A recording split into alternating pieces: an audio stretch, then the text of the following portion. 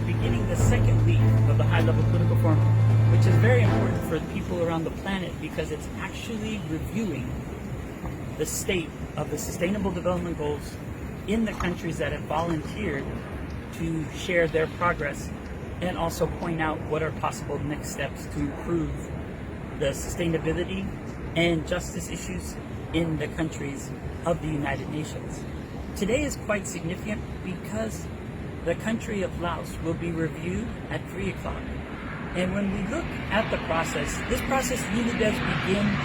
many months earlier. The process begins at the Asia Pacific Forum on Sustainable Development that usually meets in February and March of the year prior to the review that's happening today in July. At that meeting,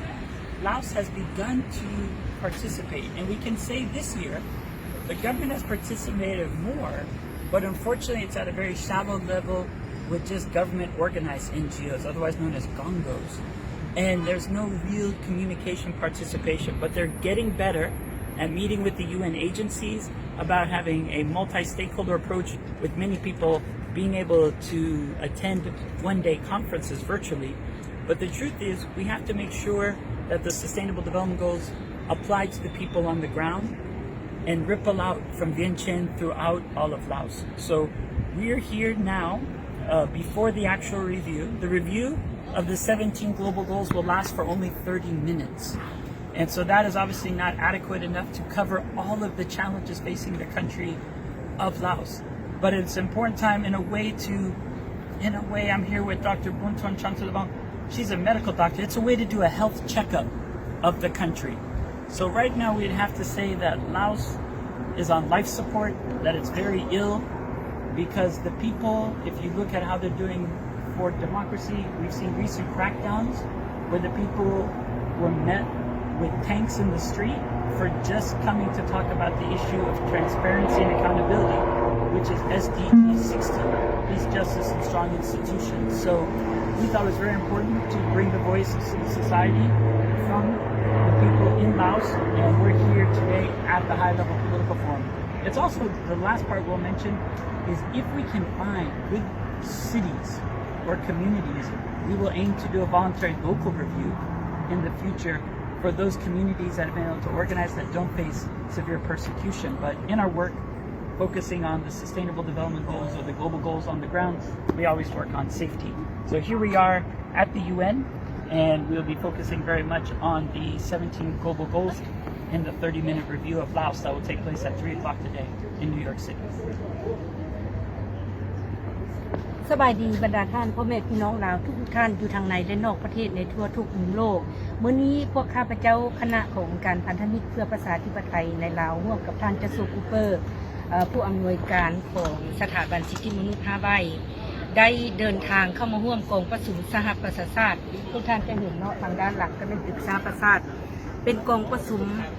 ของสหประชาชาติซึ่งว่าจะมีทางการสปปลาวมื้อนี้ตอนบ่ายจะมารายงานเรื่องการพัฒนาแบบนิยมการรายงานของรัฐบาลซึ่งเอิ้นว่า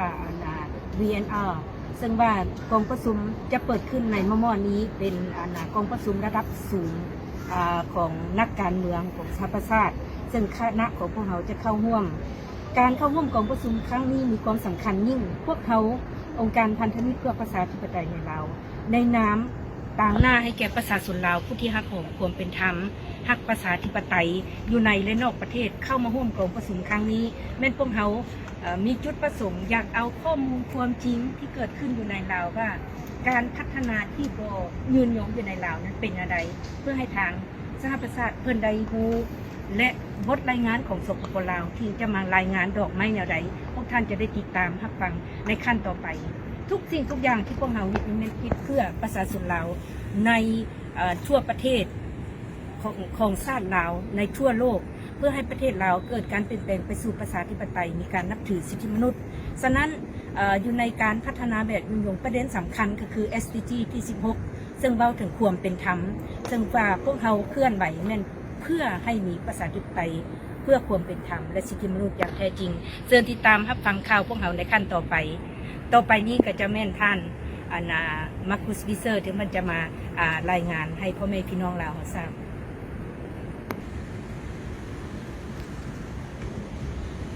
Hello folks in Sacksady. Now we are here, Alliance for Democracy in Laos, still in action for you, for the people in Laos. Now this is the next high-level political forum, and today the VNR of the Lao PDR will take place at 3 o'clock, and we are back again to the United Nations, back making actions, back to tell the truth what's going on in Laos, and we work for you. And folks, please support us. We will do a great job for you, believe me. Yeah. And if you support us,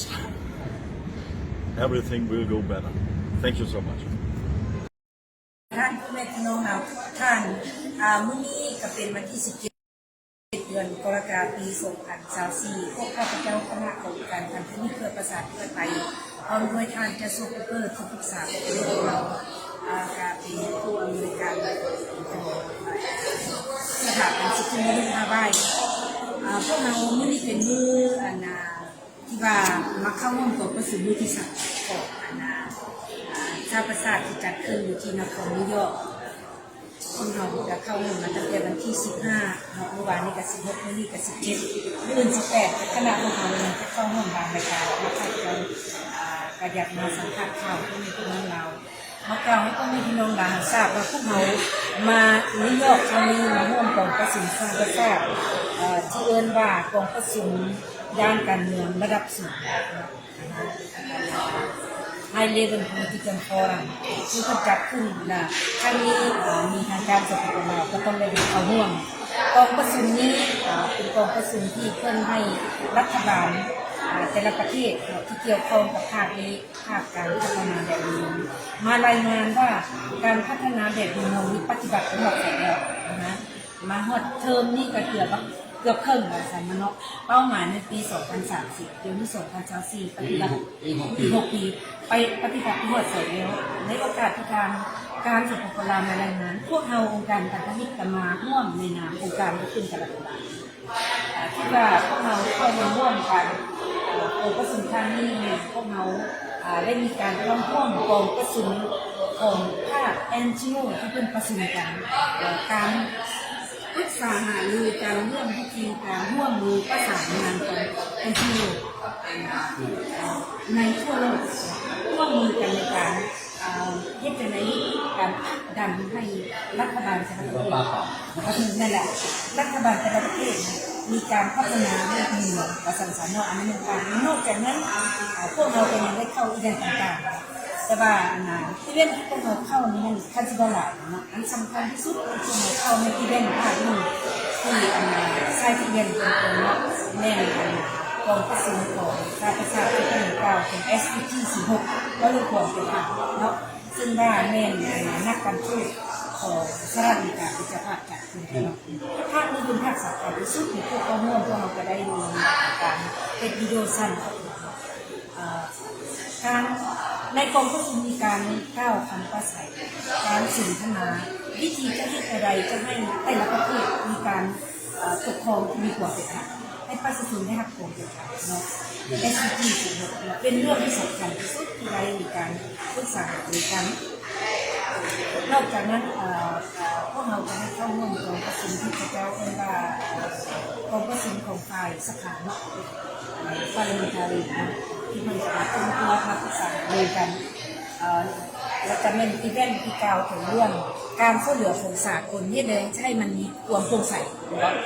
international aid to transparency เนาะนั่นแหละตัวนี้ก็มีความสำคัญพวกมันสนทนากันประการช่วยเหลือไปช่วยแต่ละประเทศเหตุใดมันจิโปร่งใสมันบ่มั่วไหลในการโซ่ในการสนทนานอกจากนั้นจะเป็นว่าเอาเข้าร่วม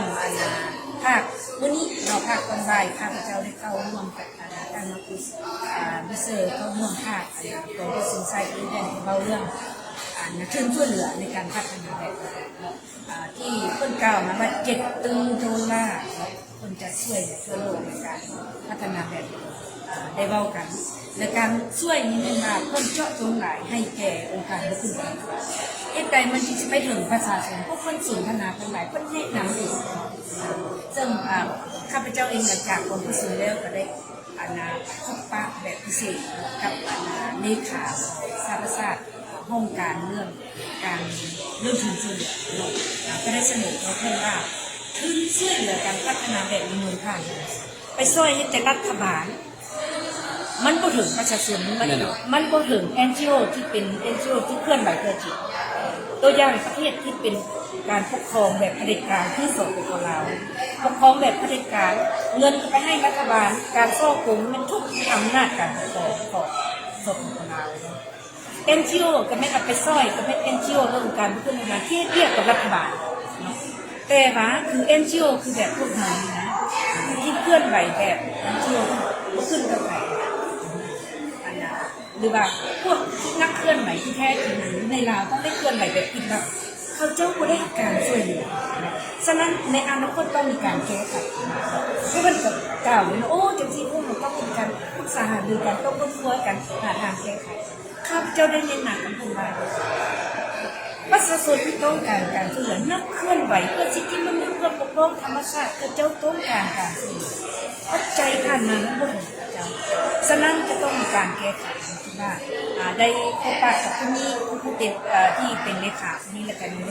กรรมการศึกษาทุกคนก็ได้สนทนากันปรึกษากันว่าพวกเราจะต้องในการเกี่ยวข้องเพื่อ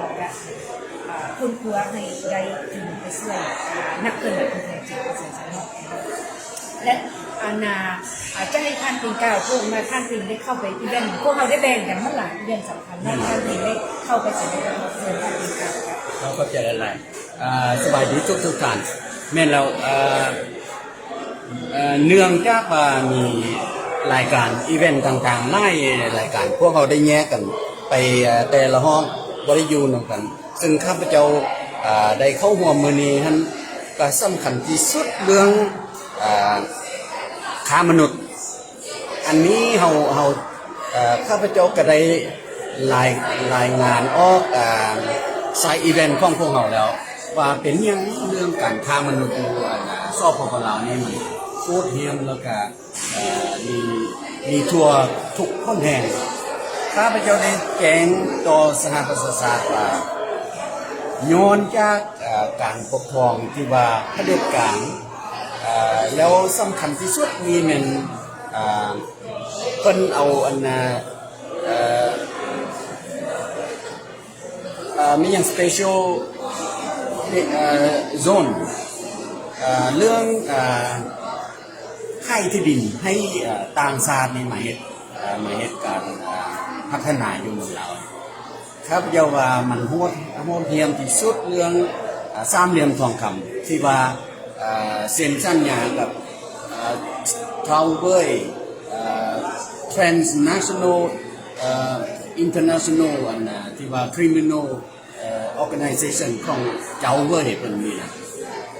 อันนี้มันโหดเหี้ยมที่สุดเพราะว่าการฆ่ามนุษย์หรือว่าการผลิตยาบ้าเหตุค้ายาเมาหรือว่าการค้าสัตว์ปลาแนวเถื่อนทุกสิ่งทุกอย่างนี้มันมาจากนั้นจึงว่าเขาจะเข้าใจว่าเป็นยังว่าการค้ามนุษย์เป็นเงามันป้าปามอะไรเพราะว่ามันเป็นการร่วมมือรัฐบาลลาวกับองค์การโรมันคิงโรมันคาสิโนอันนี้เป็นการร่วมมือกับรัฐบาลกับทางเจ้าเว่ยซึ่งว่าอันนี้มันโหดเหี้ยมที่สุดข้าพเจ้าได้เข้าร่วมรายการนี้ก็เดี๋ยวนี้นี่เขาก็วนเวียนเวลาโมไล่เนาะพวกเขาก็จะไปรายงานเป็นการรายละเอียดที่สุดให้พวกท่านเข้าใจว่าพวกเขาได้มาแจ้งการเราอยู่ในสหประชาชาติครั้งนี้นี่แมนผลประโยชน์ท่านจะได้ให้ทุกทางนี้มาตีราคาว่าพวกเขาคิดแล้วใจพวกเขาคิดว่าโมนานนี้สปป.ลาวนี้ก็จะบังความโหดเหี้ยมที่ว่าเหตุต่อประชาชนเราจะบ่ได้อีกแล้วเพราะว่าเขาจะประท้วงแต่ละประเทศที่มาซอยเหลือเรา มันบีบบังคับสปปลาวให้เปลี่ยนแปลงแม่นที่สุดพวกเขาต้องการนี่แม่นให้สปปลาวนี่เปลี่ยนแปลงเรื่องทางการปกครองให้มีพรรคการเมืองไล่พรรคการเมืองอยู่ในรัฐบาลอยู่ในสภาจึงจะมีการเปลี่ยนแปลงคันภาพมาปล่อยให้เผด็จการพรรคเดียวบริการประเทศชาติบ้านเมืองต่อไปนี้ครับพวกเราคิดว่าจะบ่ไปฮอดใส่อีกคือหนึ่งเข้าใจที่ว่าทางไลน์ติดตามพวกเขาก็จะแจ้งเป็นการรายละเอียดอีกต่อไปให้พวกการทราบต่อไปเข้าใจหลายๆข้าพเจ้าขอเพิ่มเติมนอกจากที่เราเข้าร่วมไซต์อีเวนต์ต่างๆแล้วองค์การพันธมิตรเพื่อประชาธิปไตยในลาวก็ได้จัดไซต์อีเวนต์ของเราซึ่งว่าได้ส่งไปทางออนไลน์ทางระบบซุ่มให้พ่อแม่พี่น้องเราเห็น2อีเวนต์อีเวนต์ทำอีกที่เราเว้าเรื่องความทุกข์จนประชาชนในลาวทุกอย่างทุกท่านจะได้เห็นอยู่ในระบบซุ่มภาคที่2เราเว้าเรื่องสาเหตุความทุกข์จนทุกอย่างที่มาในกล่าวแล้วอีเวนต์ที่2เราได้กล่าวเรื่องความเป็นธรรมในลาวปัญหาระเบิดปัญหาตั้งชาติจีนเวียดนามครอบครองเราและกับปัญหาทำลายธรรมชาติอันนั้นเป็นพวกเราได้รายงานสภาพทั้งหมดความเป็นจริงให้ทางสากลทราบให้โลกภายนอกทราบบัดนี้มาเบิ่งเรื่องทางการสดของเราเพิ่นเฮ็ดเนี่ยเพิ่นมาเข้าร่วมกองกระสุนเม็ดท่านเสริมเสลิมใส่กรมศิลป์และคณะเพิ่นมาเข้าร่วมรายงานที่เอิ้นว่า VNR อยู่ใน VNR เป็นบทรายงานแห่งชาติรายงานนั้นเพิ่นรายงานเพิ่นว่าการพัฒนาแบบเมืองของเพิ่นนั้นเพิ่นปฏิบัติในเครื่องนึงก็ใช่เนาะนะแล้วเพิ่นหมายว่าด้านนึงเพิ่นว่าเพิ่นเฮ็ดได้ดีหลายเรื่องการพัฒนาเพิ่นไปได้ดีปัญหาสิทธิมนุษย์เรื่องฝ่ายภาคประชาชนเพิ่นร่วมมือกันได้หลายเนาะบัดด้านนึงสำหรับว่าเพิ่นพัฒนาบ่ได้แน่นอนว่าระเบิดมันแตกมันแก้บ่แล้วอยากได้ปัจจัยเพิ่มเขาปีนไปปีนมาเนาะประเทศที่เป็นเจ้าถามโซกุลคือประเทศเวียดนามเนาะท่านที่เพิ่นถ่ายทอดสดอาจารย์ว่าเฮ็ดจังได๋ว่าด้านนึงก็ว่าเฮ็ดได้ดีด้านนึงก็ว่าเฮ็ดบ่ได้เนาะก็เว้าสับสนเพิ่นเลยไปมาเขาเจ้าก็สอบกันหลายเนาะสรุปรวมแล้วสปปลาวมาครั้งนี้เป็นมาตรวจเนาะตรวจแล้วตัวอีกอย่างได้เป็นเอาไปเห็นอยู่บนประตูเข้าเพิ่นไปเฮ็ดวางแสดงนะนี่แต่ป้ายอันเดียว SPG 18ของเพิ่นมาวางแสดงเรื่องระเบิด18เดือนนั้นบ่เคยมีเลยเฉพาะประชาชนทุกจนเนี่ยการยึดที่ดินเนาะบ่มีก้าวเลยเนาะที่ซอยประชาชนอยู่ดีสุดก็มีแนวแล้วก็มีคนมาเข้าอยู่บนประตูเข้ามาปากไม่ทันหรือมีไหนมาลงและนี่เวลาการประเทศอื่นเขาเฮ็ด VNR นะก็บ่เห็นเพิ่นมานั่งเข้าไปสิซึ่งรวมแล้วมารายงานตัวแล้วกับทางนี้บ่คันเลยผู้อื่นบ่มาสื่อพัฒนาเรื่องประเทศอื่นเลยบ่สนใจว่าประเทศอื่นเขาพัฒนากันหมดใจมีปัญหาอะไรบ่เกี่ยวเลยบ่คือว่าเอาเงินภาษีของเรามากินเดินทางมาร่วมประชุมรายงานตัวแล้วกันแล้วไปเหลือนั้นอาจจะหนีไปเลาะซื้อเครื่องเอากับมือเนาะเพราะว่ามันนั่งเนาะประชุมใหญ่บ่เห็นบ่เห็นทางการลาวนั่นเห็นแต่มือเพิ่นมารายงานเท่านั้นเนาะข้าพเจ้าก็จะขอเพิ่มเติมเรื่องสปปลาวมารายงานครั้งนี้เนาะซึ่งเป็นว่าห้อง VNR Voluntary National Review การเสริมใจกรมศิลป์มาออกรายงาน2ครั้งที่1เป็นตัวแทนประเทศอาเซียนเพิ่นก็เว้าเรื่องประเทศอาเซียนนี้ก็บริหารประเทศชาติบ้านเมือง10ประเทศนั้นก็ไปได้ดีซึ่งบทรายงานของแต่ละคนที่ว่าออกกล่าวคำภาษานี้ก็จะให้เวลา5นาทีแต่ทานเสริมใส่นี้เป็น6นาทีไปแล้วอันนี้เป็นภาคส่วนที่ว่ารายงานของประเทศอาเซียนและภาคส่วนที่เพิ่นรายงานของสปปลาวว่า SDG ของสปปลาวเฮ็ดไปฮอดไส้แล้วข้าพเจ้าอยากรายงานต่อทุกท่านว่าแม่นมารายงานที่ตัวซื่อๆเพราะว่ามีหยังเพิ่นก็ว่ามีเรื่องโควิด -19 ก็เป็นปัญหาและมาจากนี้กับเรื่องศึกสงครามก็เป็นปัญหาจึงว่าบ่ไปฮอดใส่คือดังที่พวกข้าพเจ้าบอกว่า จะรายงานให้ผู้การทราบไปตามภายหลังอีกเพราะว่าเดี๋ยวนี้กับเฝ้าไปหาสถาบันหนึ่งที่ว่าพวกข้าพเจ้าจะได้เข้ากองประชุมรวมกับเจ้าแม่นและเนาะเวลาเฮาสั้นหลายที่สุดที่ว่าจะได้เดินทางไปต่อพ่อแม่พี่น้องเราพวกเราจะหาโอกาสมาให้รายละเอียดเพิ่มเติมเนาะเวลาเฝ้าแล้วก็ปัญหาสมเวลามาตรวจว่าเพิ่นพัฒนาบ่ได้ย้อนโควิดย้อนเศรษฐกิจโลกบ่ไปดีแต่ว่าเพิ่นบ่กล่าวว่าปัญหาเพิ่นการซ่อกลมเพิ่นแก้บ่ได้การปกครองมันเป็นประเด็นการเพิ่นบ่แก้ไขปัญหาชีวิตมนุษย์แบบที่เป็นมาเนาะโอเคพบกันในโอกาสหน้าค่ะสวัสดีสบายพ่อแม่พี่น้องเราทุกท่านอยู่ในและนอกประเทศปัจจุบันพวกเราได้เดินทางเข้ามาในตึกของธรรมศาสตร์ที่นครนิวยอร์กแล้ววันนี้ก็เป็นวันที่ 15 เดือนกรกฎาคม ปี 2024ในตึกนี้พวกเรากำลังเตรียมจะเข้าร่วมกองประชุมใหญ่ของนักการเมืองระดับสูงธรรมศาสตร์ในครั้งนี้ในนาม NGO เรื่องการที่รัฐบาลองค์การพันธมิตรเพื่อประชาธิปไตยในลาวและการตามหน้าให้แก่ประชาชนลาวผู้เข้าร่วมกิจกรรมเพื่อประชาธิปไตยในห่วงของประชุมครั้งนี้แกขออธิบายวิธีในสารศาสตร์ทางในนอกโดยเฉพาะลูกหลานในประเทศที่เรียนรู้ระบบสารศาสตร์ทุกท่านก็ได้เห็นในที่นี้อันนี้เป็นเลขาธิการของสารศาสตร์ที่2016ผ่านบ้านที่1ก่อนหน้านี้เรียนผ่านคนที่อำนาจที่มีชื่อเสียงเป็นการการจะเห็นอันนี้เป็นรักษาการเงินเช็คค่าและที่ผู้โตมาเมื่อก่อนก็ไม่ทุกท่านจะได้เห็นไปตามลำดับแต่ละปีอันนี้แหละ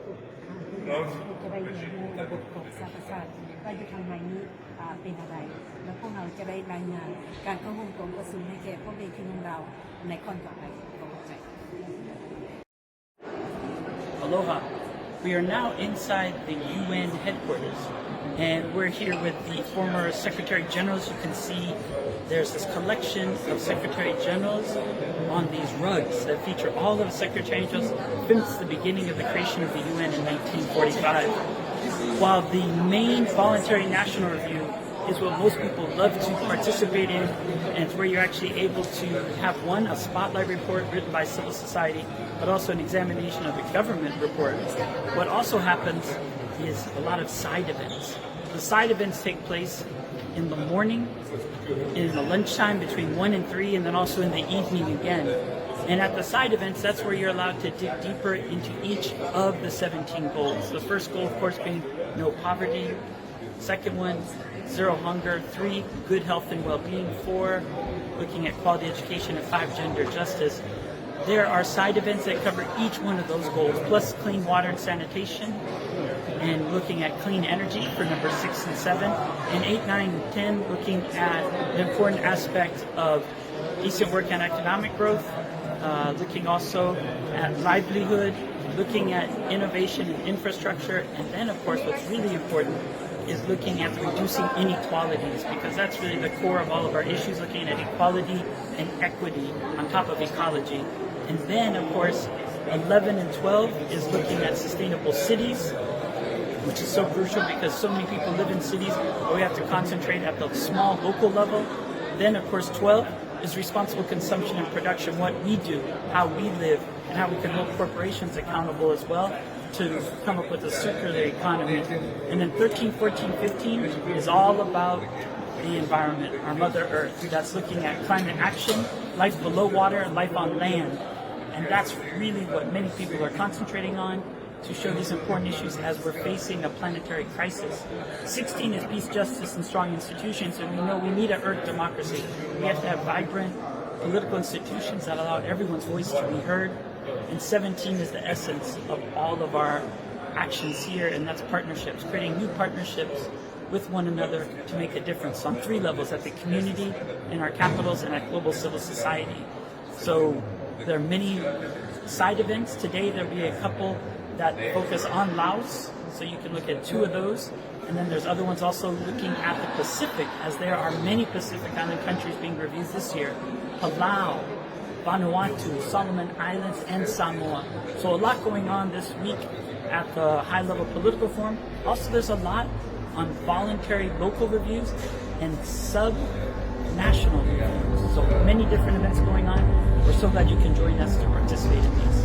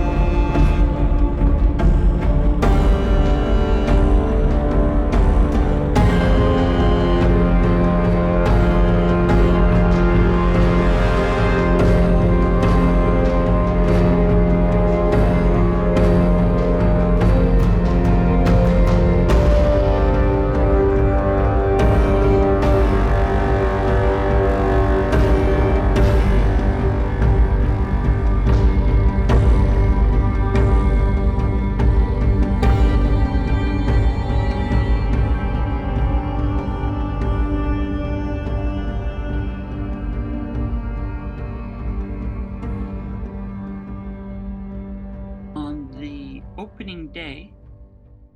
of the second week. This is really the week when the states begin to share about their voluntary national reviews,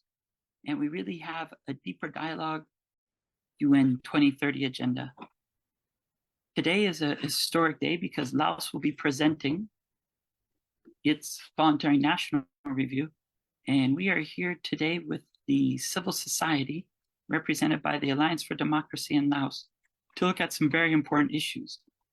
What we'll be discussing today is reinforcing the UN 2030 agenda and eradicating poverty in times of multiple crises.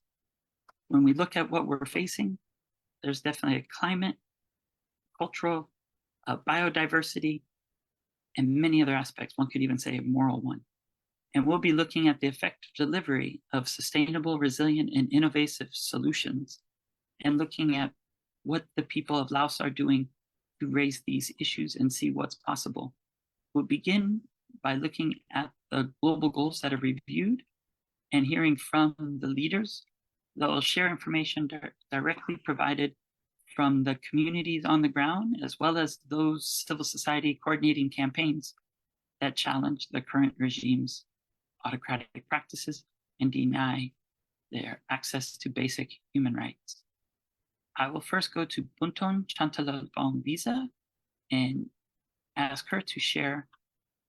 her research of what has been discovered regarding the human rights situation as well as the Sustainable Development Goals inside Laos. Bounthone, over to you. Thank you, Jess. Ladies and gentlemen, good afternoon in New York City now. Today, on 15th July 2024, we are here in this city. We are here at the UN by the high-level political forum. And today is the last our government to speak now. But we, Alliance for Democracy in Laos, make now our such event. My name is Bounthone Chanthalavong-Wiese. I am the president of the Alliance for Democracy in Laos, ADL in short. This is a global network for human rights, activists, and democracy in Laos with headquarters in Germany. I would like to speak about poverty in Laos and another problem versus with poverty in Laos. My speech will be About reality, what's now in Laos. The poverty in Laos now from our our rate is around 85%. is very poverty of the Lao people, of the Lao population. This is another rate. But the Lao Government tells around 10% only. I would like so you my presentation.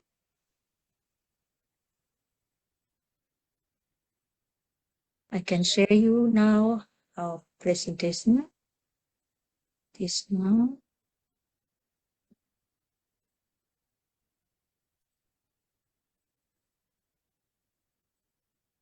This is our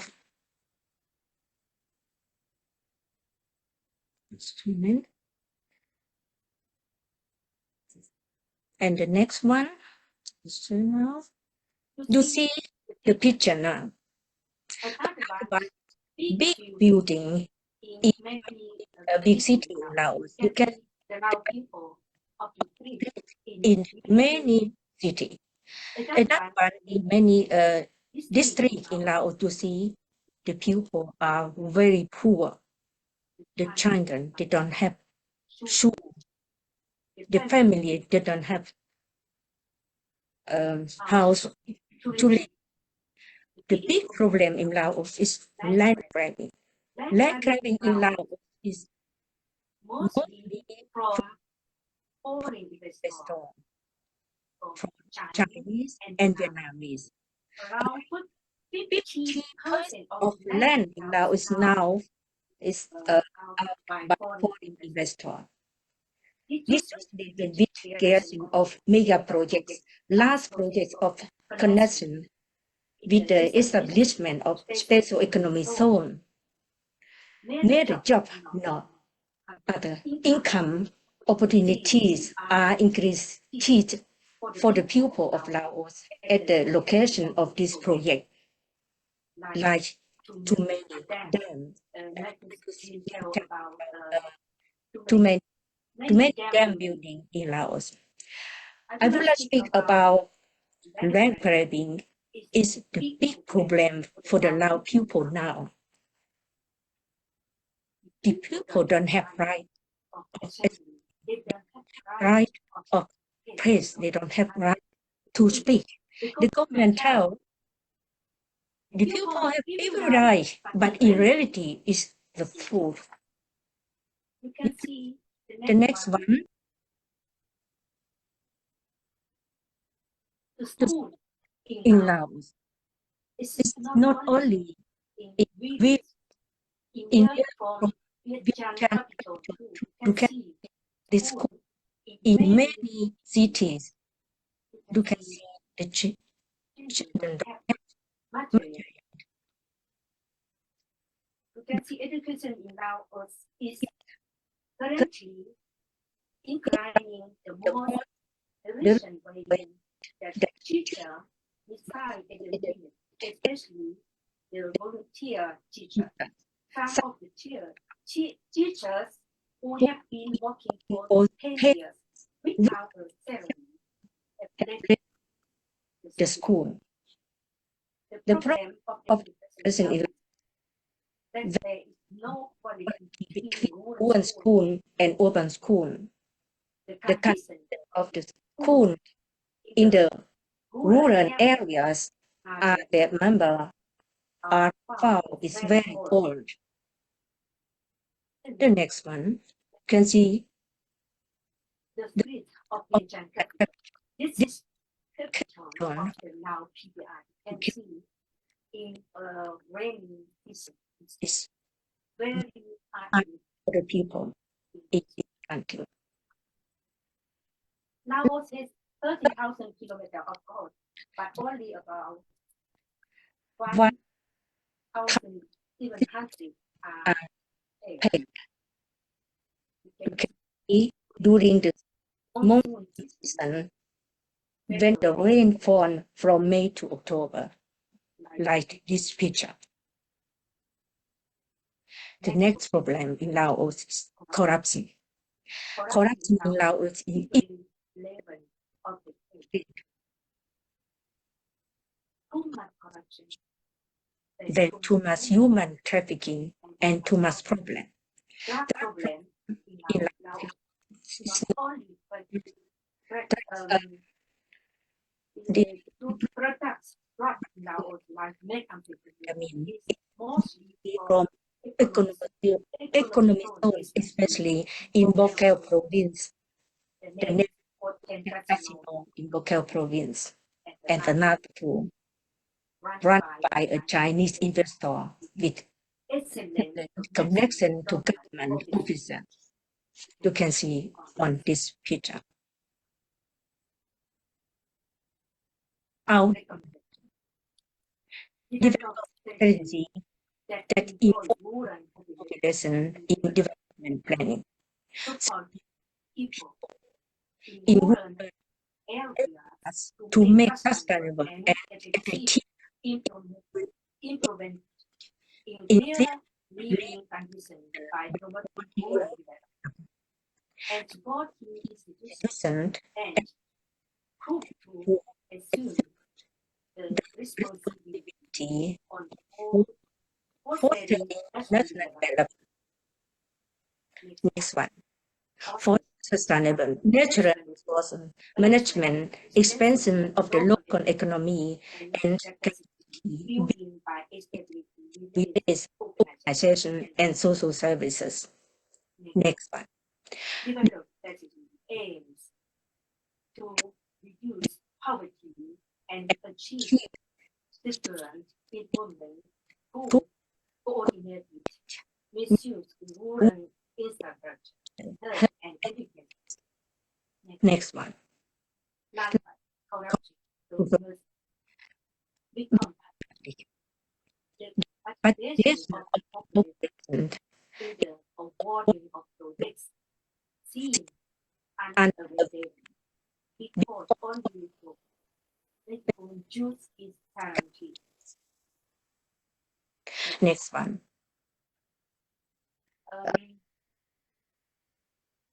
As must be in Laos now, respect of human rights and citizen rights on principle, human rights principle every achieved. Without human rights implementation is not teaching in Laos. The people need now implementation of human rights, especially rights of expression, right of rights and rights of assembly. Next, continue improving and upgrading roadways, waterways, and areas to ensure the of socio-economic and security aspect of the country. The education in Laos must not be just like the generous and allocation to foreign foreign investors investors, we do not provide aid to the population. Instead, one promote organic agriculture and develop the infrastructure in the rural areas. This results in a much long-term and more sustainable benefit for the people in Laos than the large-scale project of foreign investors. Thank you for your attention.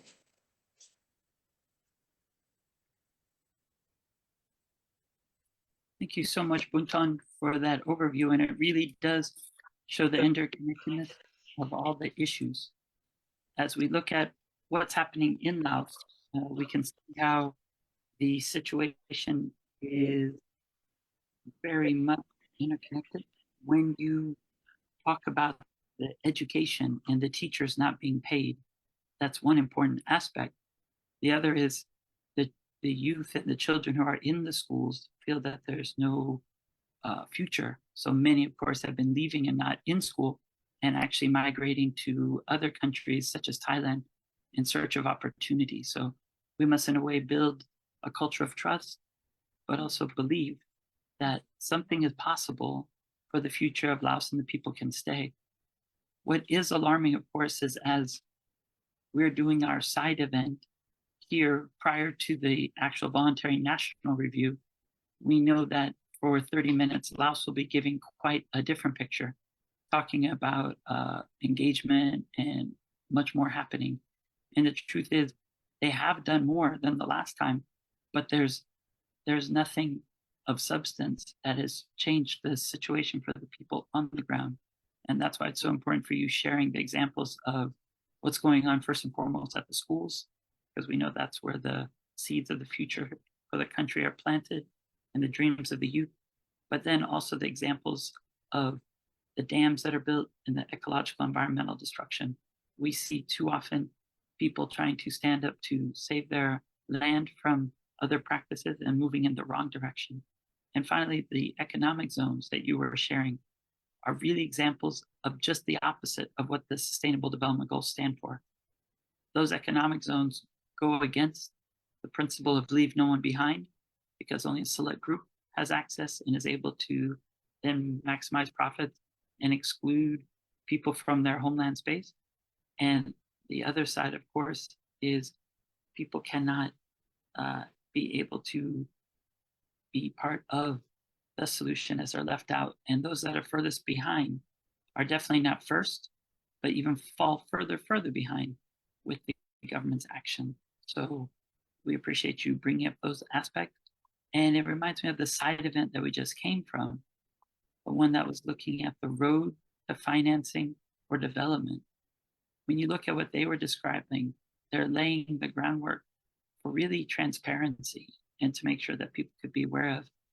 And if Laos doesn't do that well, then it erodes the trust for assistance for many more people who should be receiving the funds during these final 5 years so that we could achieve the UN 2030 agenda. I'll now hand it to Marcus to continue the conversation about the most urgent issues that we find inside Laos related to the 17 Global Goals. Thank you, Joshua. Yes, and now I will speak about the environmental issues on poverty and the causes on the environmental issues. Therefore, I have done some pictures. One moment for you.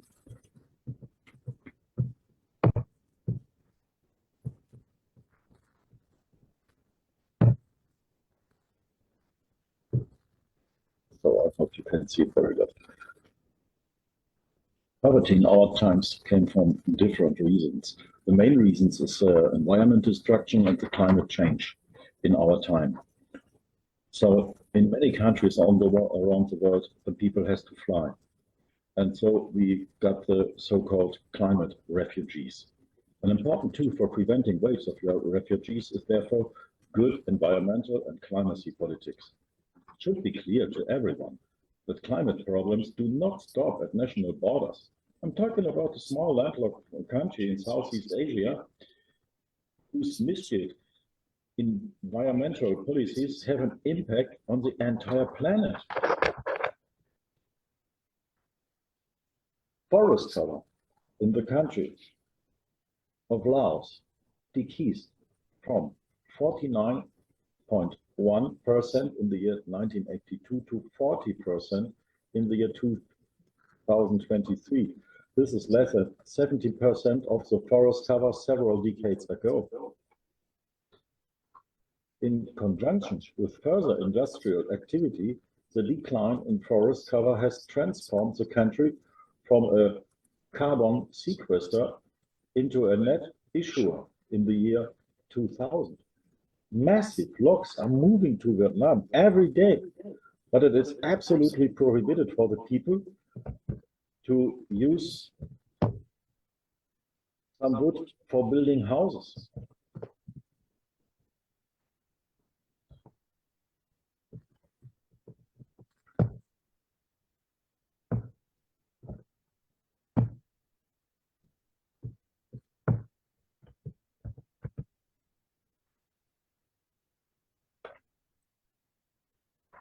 The goal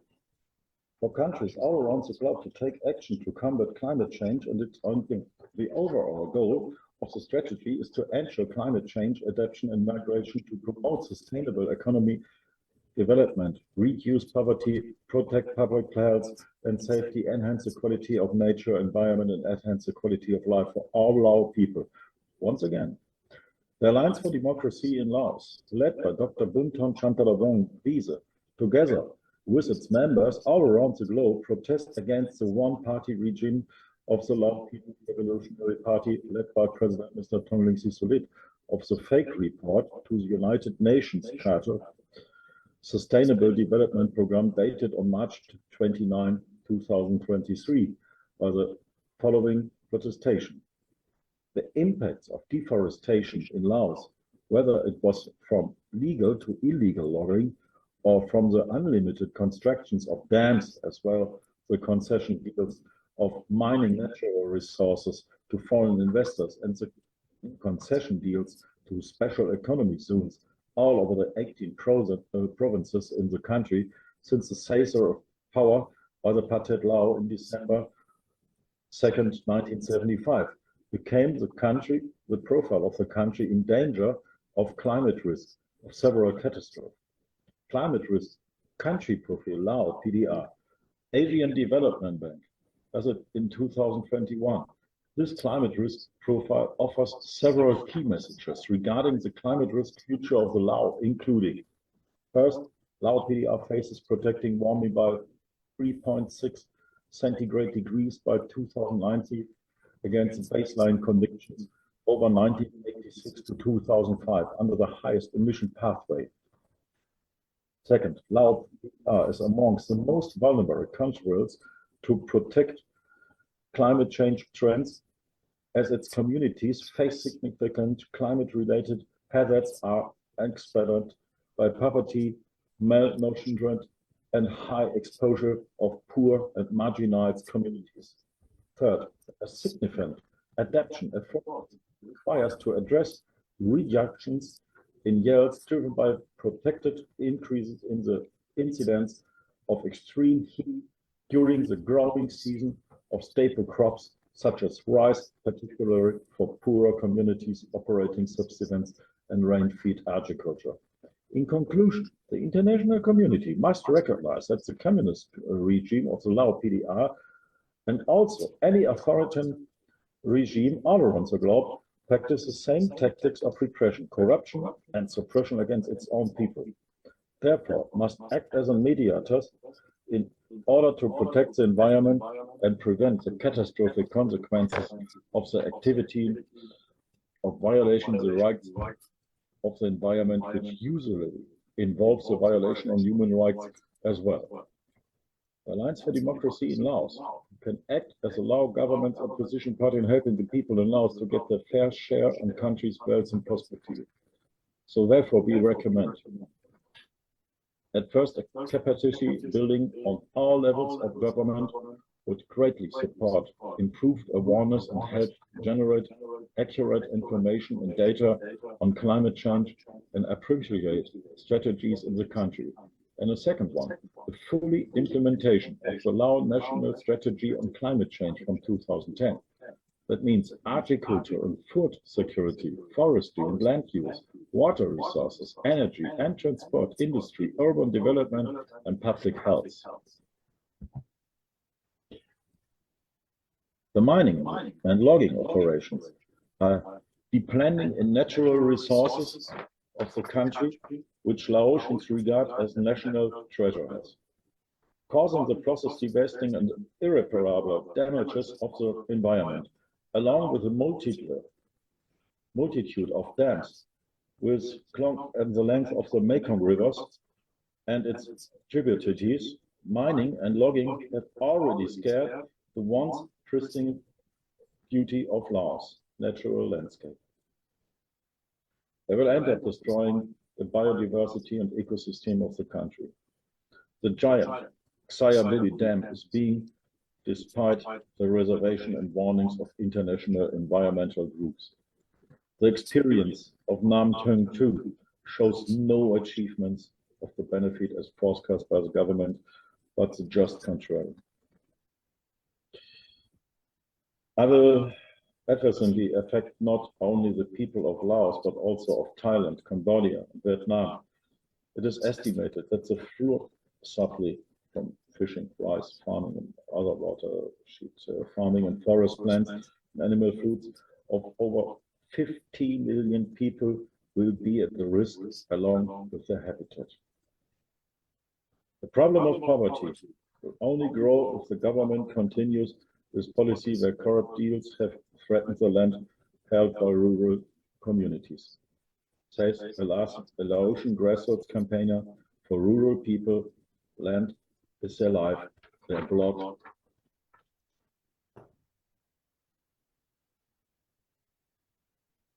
The dams, the climate, and now something special on the dams. Climate policy is particularly tropical issue worldwide. Unnoticed by most countries, the People's Republic of Laos has developed into one of the worst climate killers. The government of Laos advises its green energy to the outside world, but those who look behind the scenes see a very different picture. With the construction of dams, the government of Laos is proposing the supply of the entire region with green electricity. But the lack of planning, the clearness towards people and the nature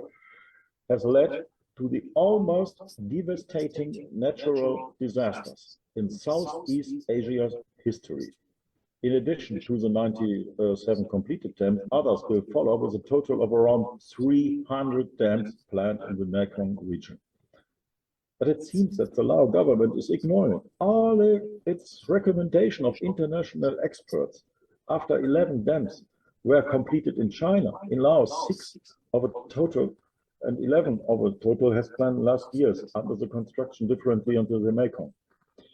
Particularly, criticism was leveled by the UNESCO at the Vietnam-backed project at Luang Prabang. This dam project threatens the World Heritage Site of the ancient city of Luang Prabang. The dams are supposed to supply electricity to neighboring countries, while the electricity grid at the home is completely unsuitable. The people of Laos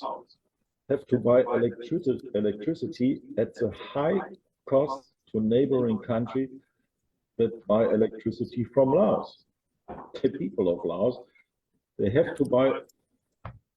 it from double price. Most of the dams built in Laos are owned by foreign investors, especially China. There are only 2 dams that really belongs to Laos. The electricity output that is sold abroad does not properly bring money into the country's treasury. The reason is mainly from corruption and having a large amount of foreign debt, such as the Chinese did. However, what would shock the world public in times of climate change and the massive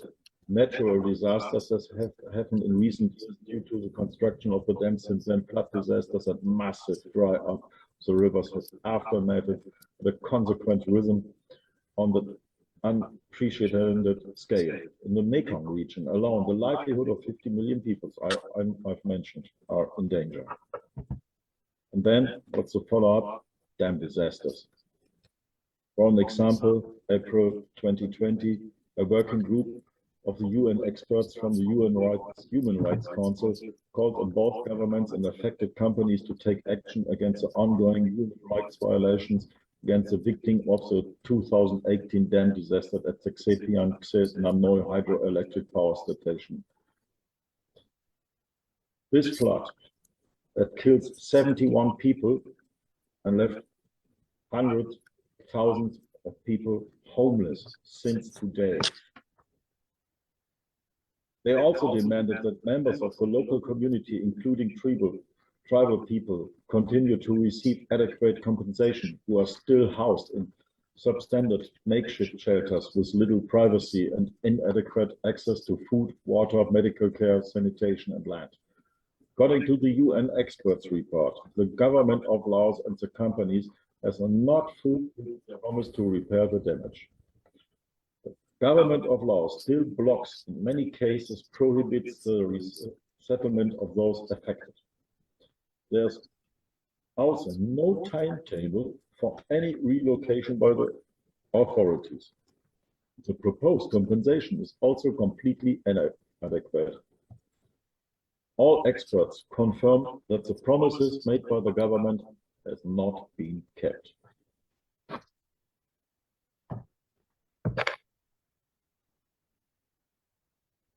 And here are pictures from some other flood disasters. This is from a flood disaster in 2018,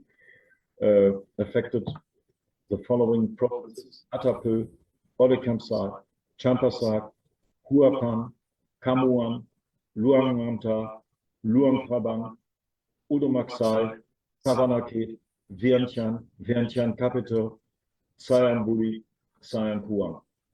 These floods were triggered by the heavy moon rain, the massive deforestation in recent decades, as well as the uncontrolled dam construction has caused these disasters.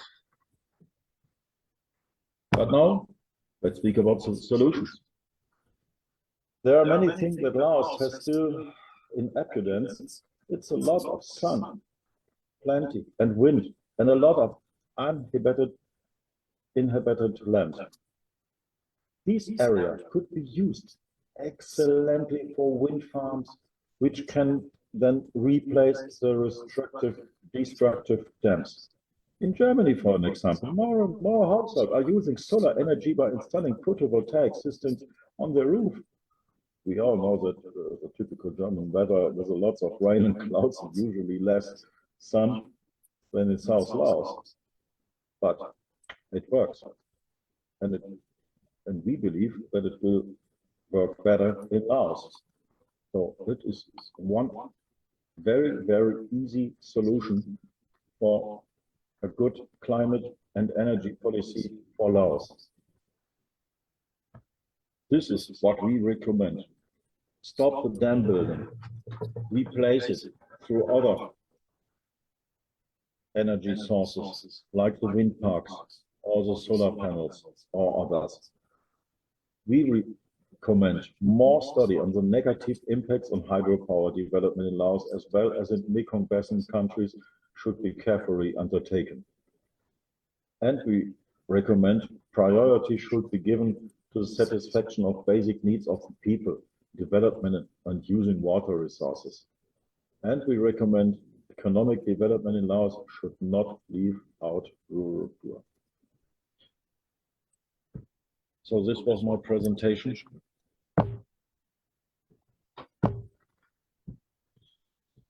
So, moment, give you the camera back.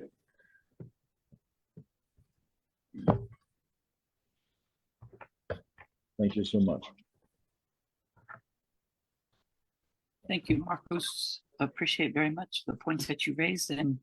really what we're looking at is something that's also been raised by indigenous peoples from other countries, green colonialism, or that in the name of, in this case, sustainability, that the aspect of free, prior, informed consent would be ignored. And more importantly, that indigenous peoples and people in close connection with the land are not being properly included in decision-making. And I think we have to understand that the sad part about the development projects in Laos, even though they're claiming to be green by using hydropower, are actually displacing and actually taking away land in these land grabs that are then making people who are entirely sustainable, living in harmony with the land, able to provide all of the SDGs for their lives, are then thrust into poverty and also have hunger as their homelands are destroyed. The other tremendous challenge that arises from that is that we see people who have been able to take care of themselves now be forced to migrate, as you said, into the cities where there's no economic opportunities and where there's even greater exploitation, not just for women and girls, but for all segments of society that find themselves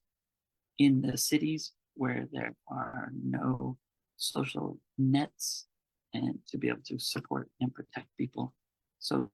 really the sad part is, in the name of development, what we see is definitely anything but sustainable. We don't see number 17 of the aspect of partnerships being exercised. We see more, instead of exchange and exploitation. And then to really highlight, when we know how poorly it's being planned and the impacts it's having, is the people who are being displaced, or where the energy source is, they don't even have the electricity. That electricity is then exported somewhere else for profit. And that's not at all what the SDGs talk about, whereas it looks for people, planet, looks at peace, and it does talk about prosperity, but what we see there is not that situation of what the people would hope for. So we thank both of you for your presentation. It is really what we see at the UN. They're known as the Spotlight Reports. And it was great to be at the side event this morning, featuring Brazil, featuring Nepal, because you could see there is a confrontation, there is a challenge, but there's also constructive coordination where civil society's voice is heard and included. And that's not, unfortunately, the case of what we find inside Laos today.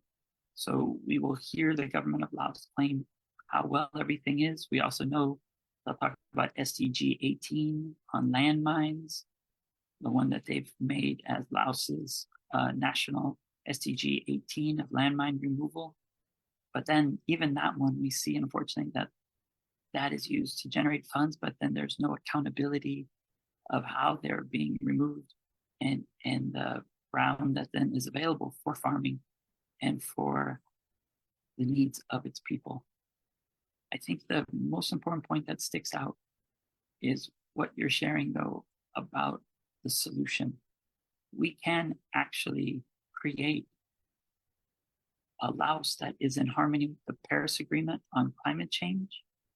and also one with the UN 2030 agenda.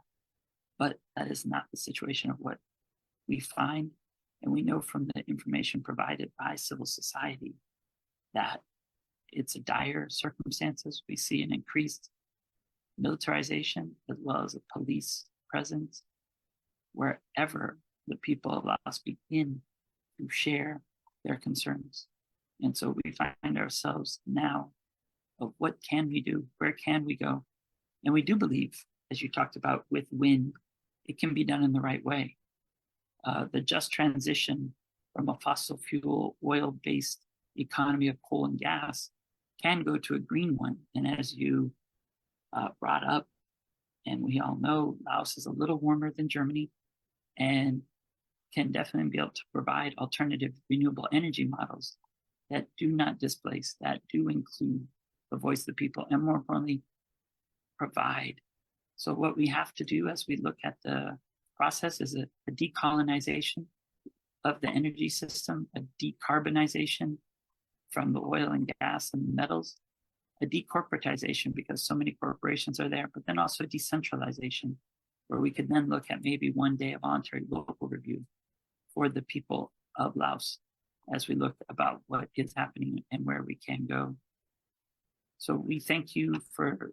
participating today. We know we have one more member here who will be able to hopefully share his perspective as well on important issues. And as we look at what is going on inside Laos and inside ASEAN, it's at a unique point. In conclusion, as you look at it, we're at the point where Laos should be hosting the ASEAN People's Forum. They should be a leader, but instead, the world recognizes how impossible it is for Laos to provide a safe space for the civil society of the 9 other ASEAN members. So the ASEAN People's Forum or the ASEAN Civil Society Conference will actually be held in Timor-Leste in September. And in a year when they're reviewing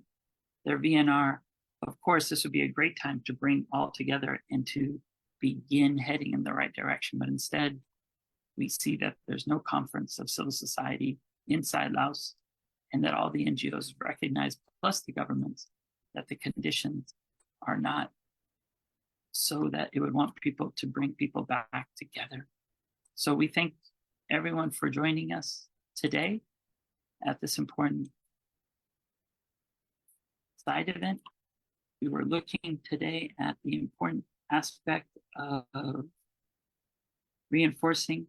the UN 2030 agenda in eradicating poverty in times of multiple crises, the effective delivery of sustainable, resilient, and innovative solutions. And I thank the Alliance for Democracy in Laos for participating, but more importantly, really doing all of the research and the advanced work to bring together in a spotlight report what matters most for the human rights movement inside Laos and how we can coordinate going forward to provide renewable energy, regenerative agriculture, and really an earth democracy where the people of Laos have all they need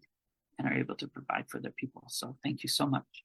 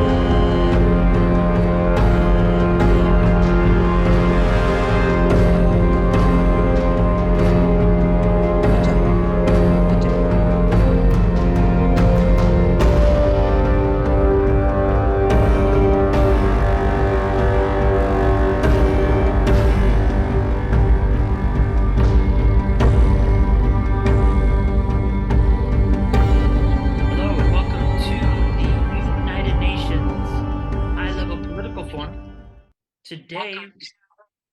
we are discussing the very important issue of SDG 16, cultivating a culture of rule of law centered in human rights, from City Hall to the UN General Assembly. The reason this is so vital is because we see many actions taking place around voluntary national reviews, but also an emerging field of voluntary local reviews. Today, we note that Laos had its second voluntary national review, where it claimed just this afternoon that it was making strides. Unfortunately, we believe a human rights-based approach is most crucial to truly measure and monitor the state of the Sustainable Development Goals, but also decades-old rights enshrined in the Universal Declaration of Human Rights, which we celebrated last year, all the way up to the treaties which Laos has ratified, and one that'll be coming up very soon, looking at women's rights with the UN Convention on the Elimination of All Forms of Discrimination Against Women. We believe human rights-based approach is absolutely crucial. We also know human rights begin at home. That's why looking at the local level is absolutely essential. And we will look at the state of where we are and where we should be heading regarding the rule of law as centered in SDG 16 on peace, justice, and strong institutions. We're also pleased to have human rights defenders and democracy advocates sharing the situation from the voice of the people on the ground inside Laos, but also looking at the potential for what we can do going forward to make sure that we have SDG 16 on the ground in Laos, but also SDG 17, a genuine partnership between all civil society to make sure that the two themes of the UN global goals of leave no one behind and furthest behind first is an actuality. If we focus on furthest behind first in Laos, we will change the way people live on a daily basis. If we talk about leave no one behind, that then puts a sense of solidarity where we care for one another, but also the reciprocal relationship that exists in human rights around the world. We thank our three panelists for appearing right at the conclusion of the second voluntary national review of Laos. And I now hand it over to Bounthone and then Pheng and Marcus to be able to share your perspectives and reflections right after the review that just took place.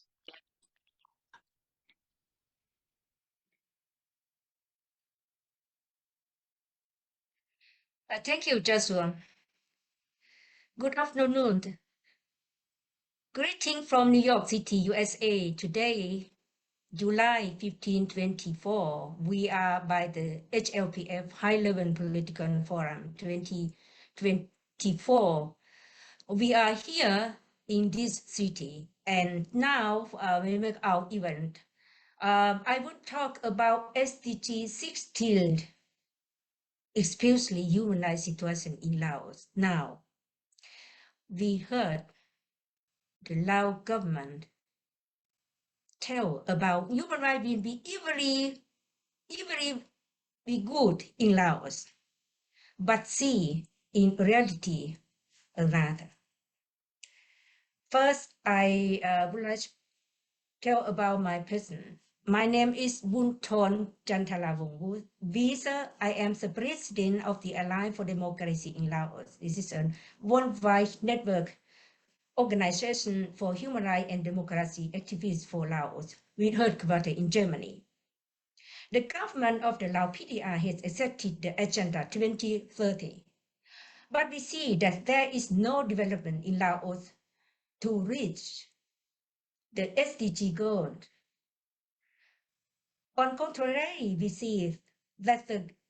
development in Laos is getting worse. As is well known, the Lao PDR is a one-party dictatorship. which is becoming more and more dependent on its communist neighbor Vietnam and China. The institutions in Laos are against the principle and spirit of the Convention on Political Rights. I will share you our presentation.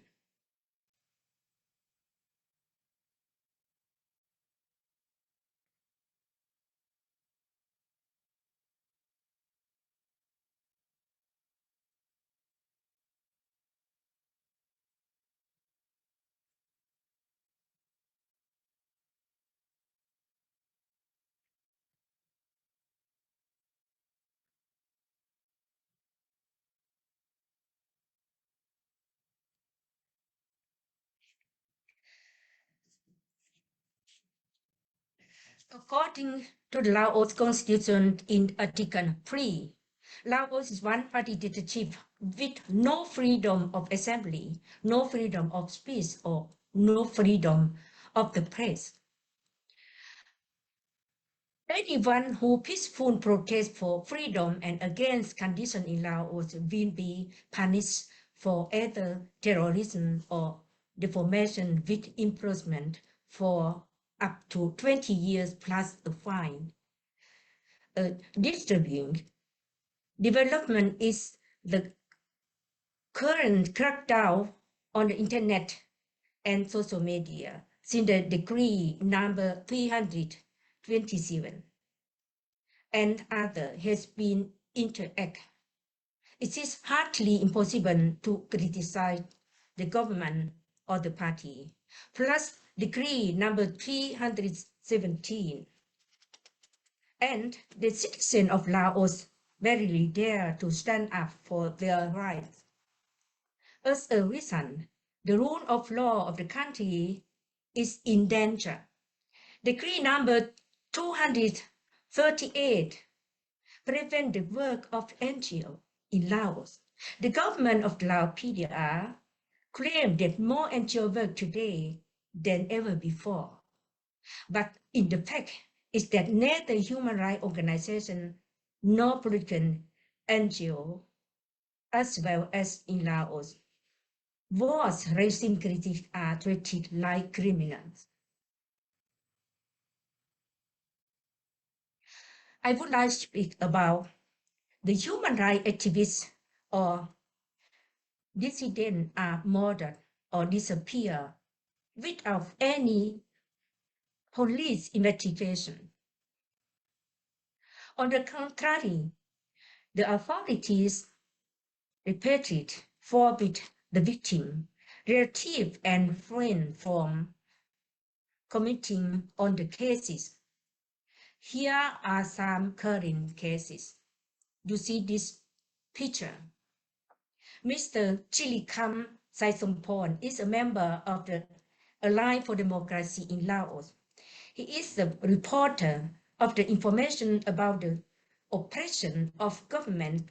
officials against Lao people in the country and the problem of corrupt officers in Laos.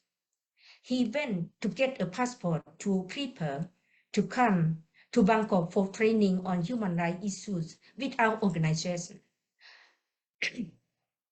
It was the local official in the state party who ordered to find him and control him to force him to disappear. He disappeared on February 2nd, 24 in province Savannakhel. Next one. On September 14,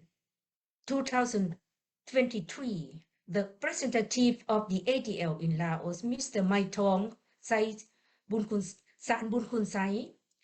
was found dead in the side of a country road toward Vientiane capital, beaten to death with a large stone. Here too, the train leads in the direction of the authorities. On September 15, 2030 at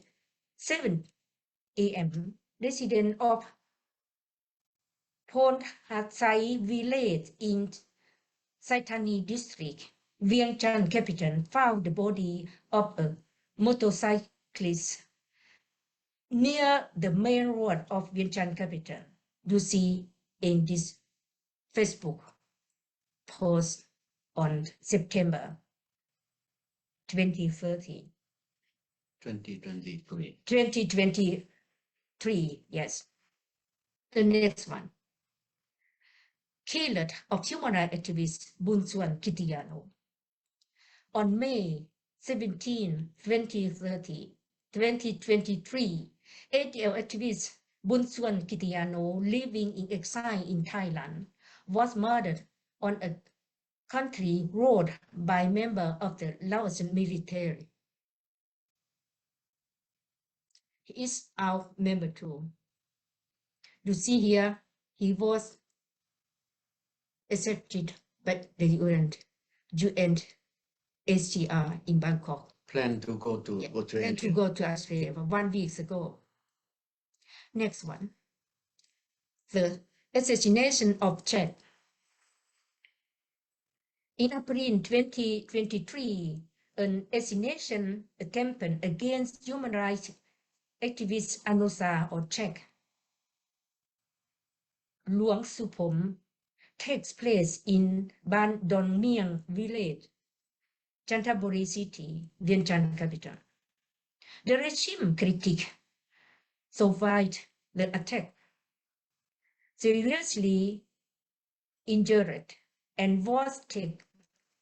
into exile abroad under adventurous circumstances. The next one. The case of Mr. Souvannsane. He was our member too. Mr. Souvannsane was murdered in Bolikamsai province in August 2020. Human rights activist Souvannsane authorities have not opened an investigation and have banned the human rights activists' relatives and friends from speaking about the case. In addition, there are dissidents in Laos where human rights and democracy activists have been killed, such as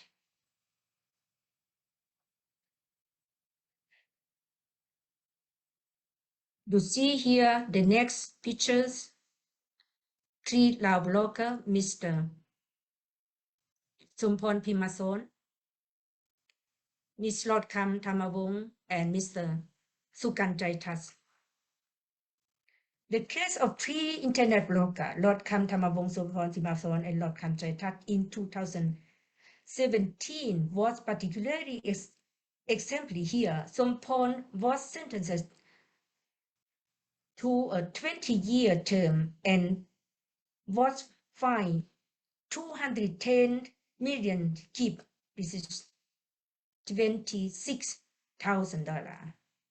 While Sukan was sentenced to 16 years and was fined 106 million Lao kip.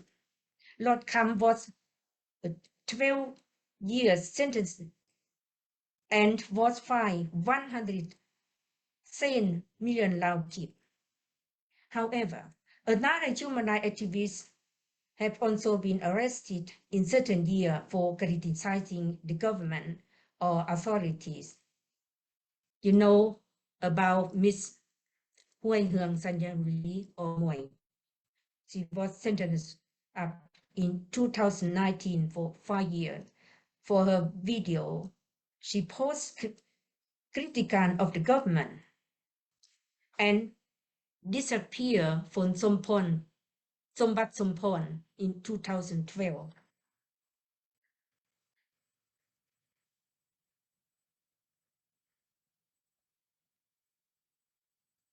Our recommendation. First, Laos needs deep reform to the political system. The lack of democratic control and the resulting lack of transparency lead to an increasingly drastic deterioration of the situation for the population. Development aids project must be conditioned through consistent regional planning. However, this can only be successful if it is open and transparent for the population. Corruption control must become public. Second, a profound democratization of the institution, the publication of the fund use and the contract with foreign investors will reduce the misuse and corruption. Sustainable environmental protection with the help of recognized NGOs such as Greenpeace will enable another. Third, Laos needs a constitutional reform in which the three powers of the judiciary, the executive, and the legislature are clearly separated from each other and independent. Only then will it be possible to guarantee the rule of law for the citizens of Laos. A democratization process must also be initiated to monitor this independence. This does not mean a revolution. It is the transition to a new system that forces on political force to make more for people of Laos for sustainable development. Thank you for your attention.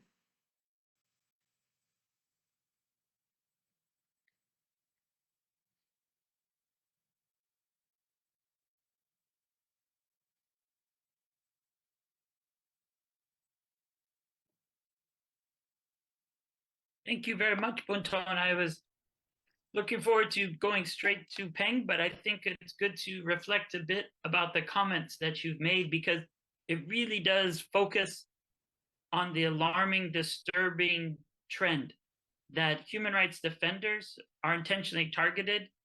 And this is then a move to silence the voice of civil society, ensure that more people don't stand up for their rights. And this isn't new. Unfortunately, we know Laos has disappeared leaders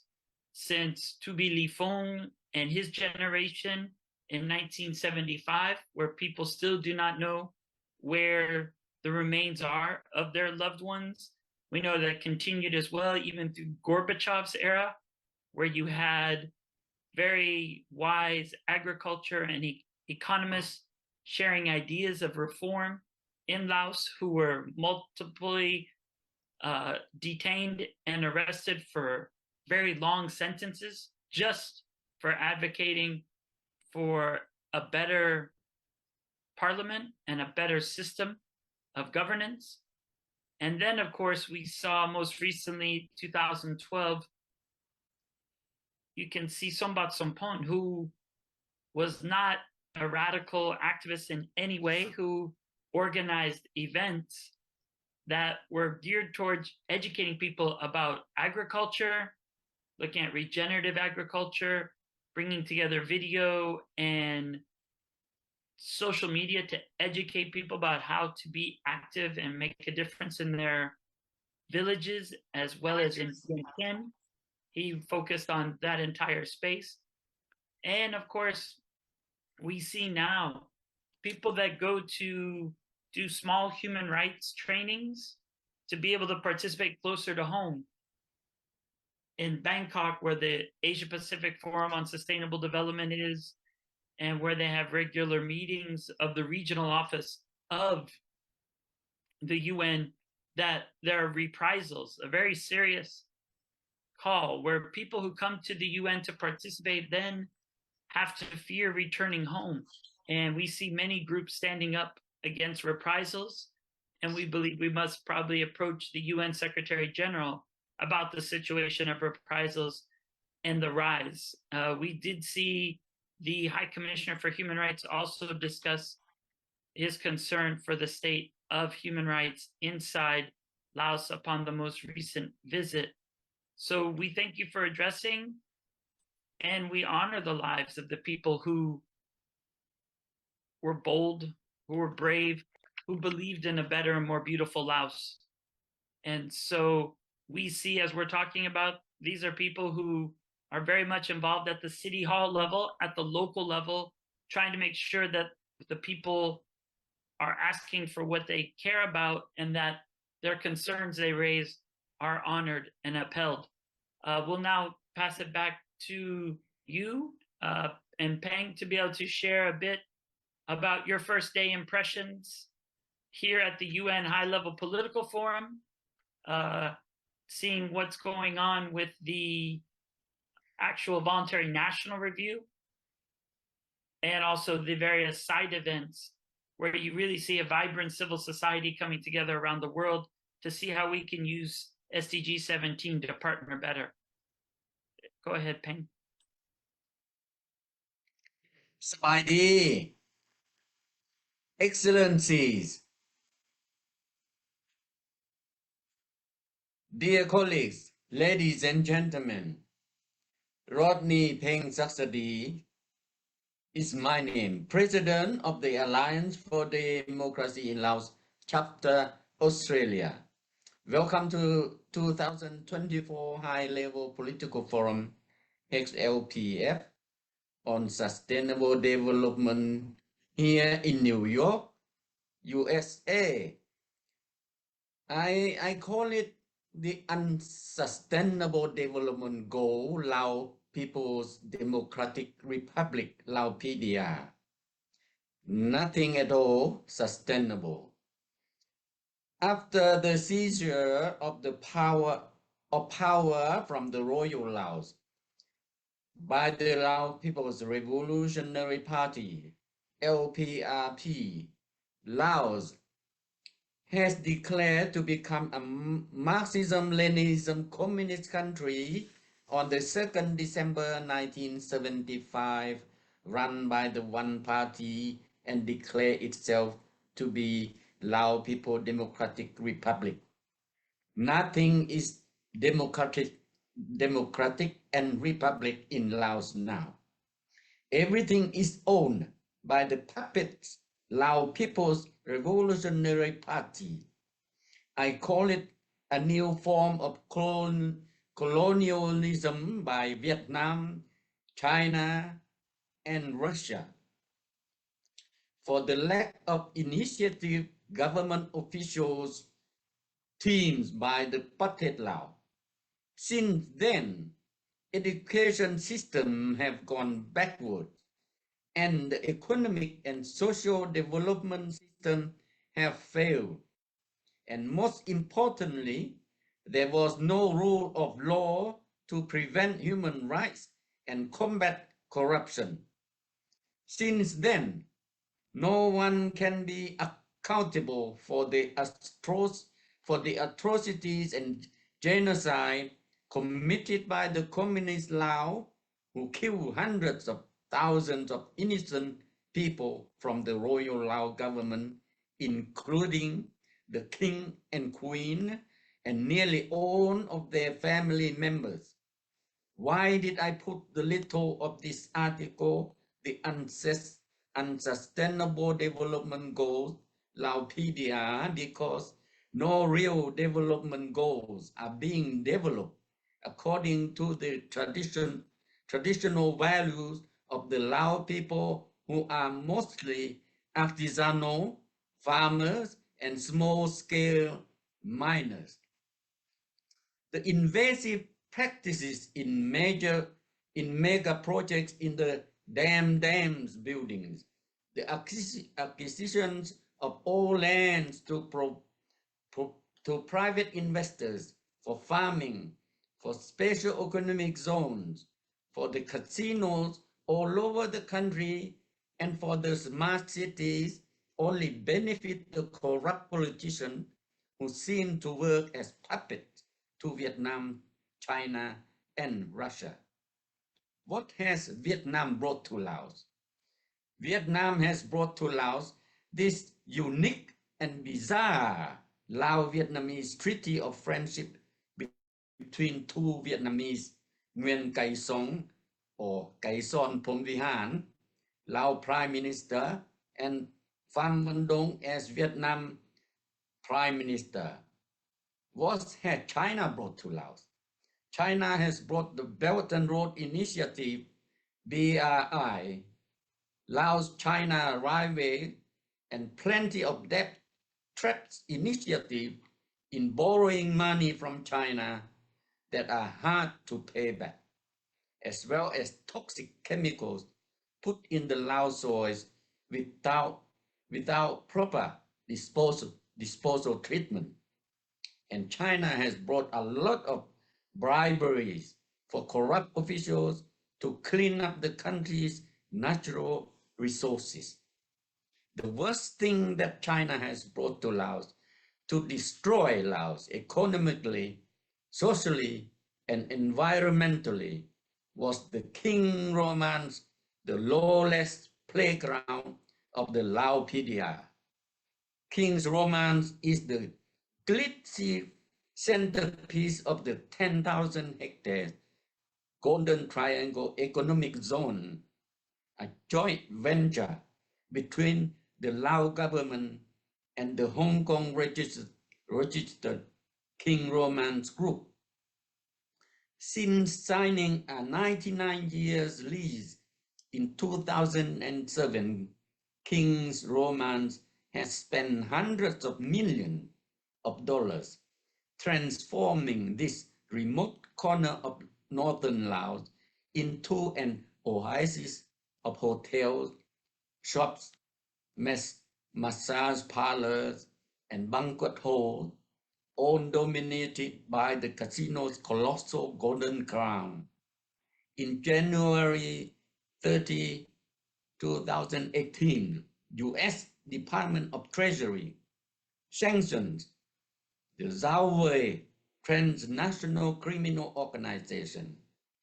We can assume that the Lao People's Revolutionary Party, who consisted of criminals before the seizure of the Lao royal government in 1975, continue to operate the criminal activities in Laos ever since. What has Russia brought to Laos? Russia has brought military joint adventure to combat war against Ukraine. The Laopedia has promised to work closely with both the Millennium Development Goals 2000 to 2015 and the Sustainable Development Goal 2015 to 2030 to achieve these goals. 1. Eradication of extreme poverty, reduction of all poverty, implementation of social protection systems, equal rights to ownership, basic services and technology, the building of resilience to environmental, economic and social disasters, mobilization of resources to end poverty, the establishment of poverty eradication policy frameworks to all levels. What the Lao government has achieved are 1. An oppressive regime of one-party rule, national debt in relation to the GDP of up to 134.52% in 2022. Laos scored 28 points out of 100 on the 2023 Corruption Perception Index reported by Transparency International. Corruption index in Laos averaged 25.95 points from 2005 until 2023, reaching an all-time high of 33 points in 2007. corruption was as high as 14.42%, 2019 estimate. Ladies and gentlemen, I can go on and talk about the deaths and bad doing in the country, but I would like to make these recommendations. One, allow PDR government to end this unique and bizarre Lao-Vietnamese Treaty of Friendship created on the 18th of July 1977. Two, allow PDR to stop and end the 99 years lease of the special economic zone of the King's Romance Casino, the lawless joint venture between the Lao government and the Zhao Wei. Three, create a framework for planning and implementing anti-corruption strategies in combating to end craft politics, rent-seeking, and prebendalism. All of the above mentioned strategies have become the culture of corruption in all levels of communist Lao government offices from top to bottom since the year of 1975. 4. Lao PDR has the poorest learning outcome for primary school students in the Association of Southeast Asia Nations, ASEAN region. Freedom House, a non-governmental research group based in the United States of America, ranks Lao PDR education system as 108 out of 149 countries included in their study. Only 79% enrollment of children from age 5 in primary school. 54.8% of upper secondary school enrollment in 2019 rose from 53.3% in 2018. Indicators from these statistics not only telling you that not all children go to school, nearly half of those students drop out of secondary school and more drop out at higher level. Lao PDR needs to improve the education system to ensure that children are all involved in education, for only education can be the mirror of the living conditions of their population. Finally, the one-party regime of Lao PDR needed to seriously looking for a change in the direction of a democratic government with many political parties. Thank you.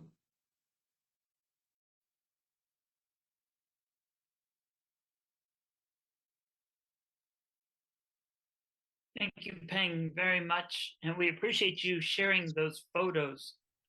This definitely, while you might have been critical, pointing out the hypocrisy of what exists, the truth is quite important, because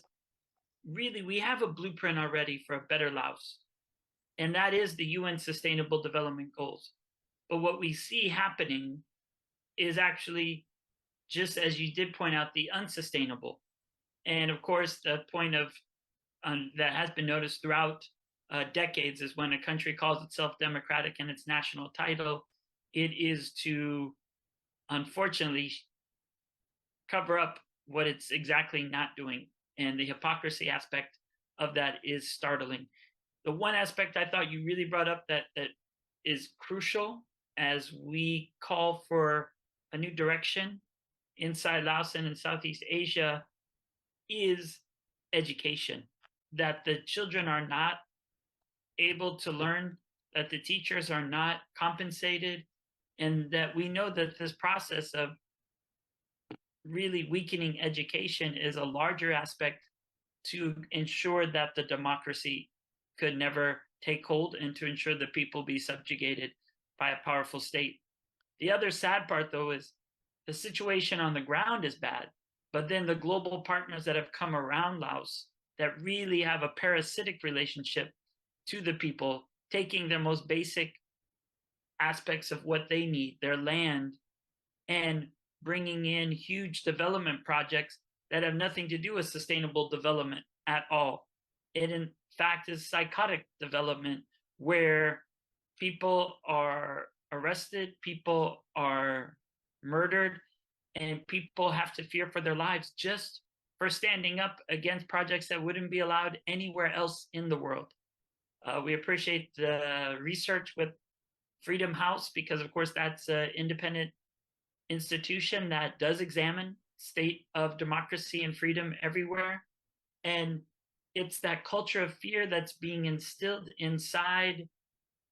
the people, really from their villages all the way to Vientiane, that we have to challenge and see what's possible going forward.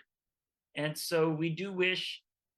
that there would be a change in the direction. We do see, unfortunately, with China's growing influence, not only in Laos, but also in Cambodia, a decrease in the well-being of the people where the projects are created. They have no chance to counter, to even consider and be able to be part of the process. It's something that just happens from outside in. And instead of a government protecting its own people, just facilitates this culture of fear and focuses only on profit instead of the important P's that we talked about earlier of peace, people, prosperity, planet, and partnership. This is not at all what they planned. And if you put a photo of before and after, what the SDGs call for and what has happened so far in the first decade in Laos, it's all signals a wrong direction, unfortunately. We do hope for the people that we could change that direction. We do hope by working with other civil society and ASEAN that we can improve the conditions for the people. And we're seeking out cities and communities where people can organize at the grassroots level and then be able to provide, as you said in your recommendations, some best practices of the way forward for Laos. We'll now hand it over to Marcus Wiese for the final presentation, looking at SDG 16, Peace, Justice, and Strong Institutions. Thank you, Joshua. Hello, ladies and gentlemen. It's Sacksady to Laos. Now I will share some pictures for you. One moment.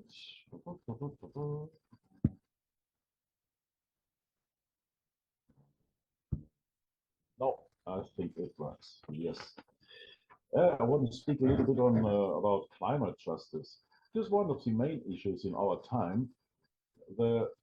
fair distribution of natural resources and their sustainable use is a problem, especially in Laos, and its effects are very global.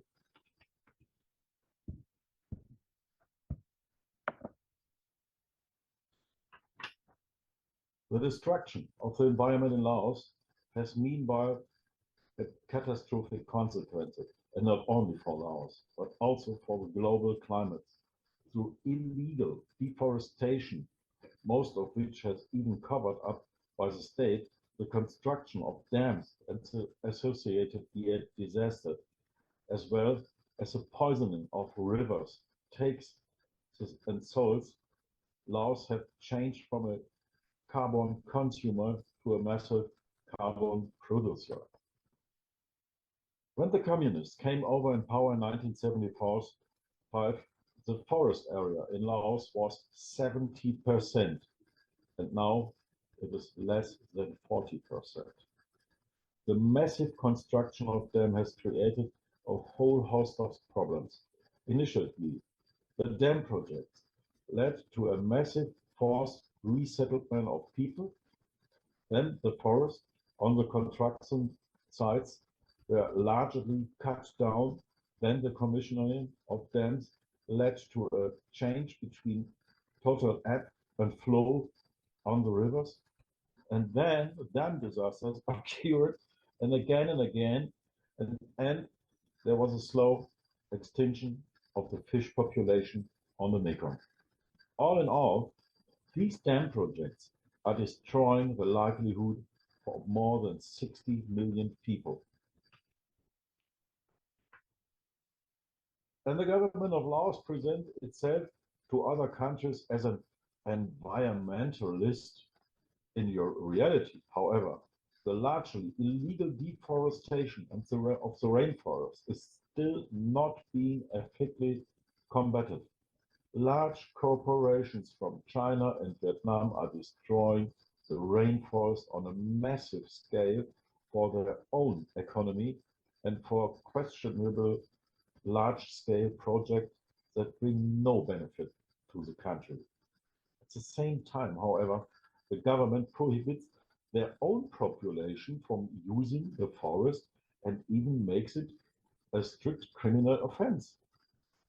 A contradiction that leads to even more poverty and thus has the potential for further refugee flows and social unrest, which will massively destabilize the region.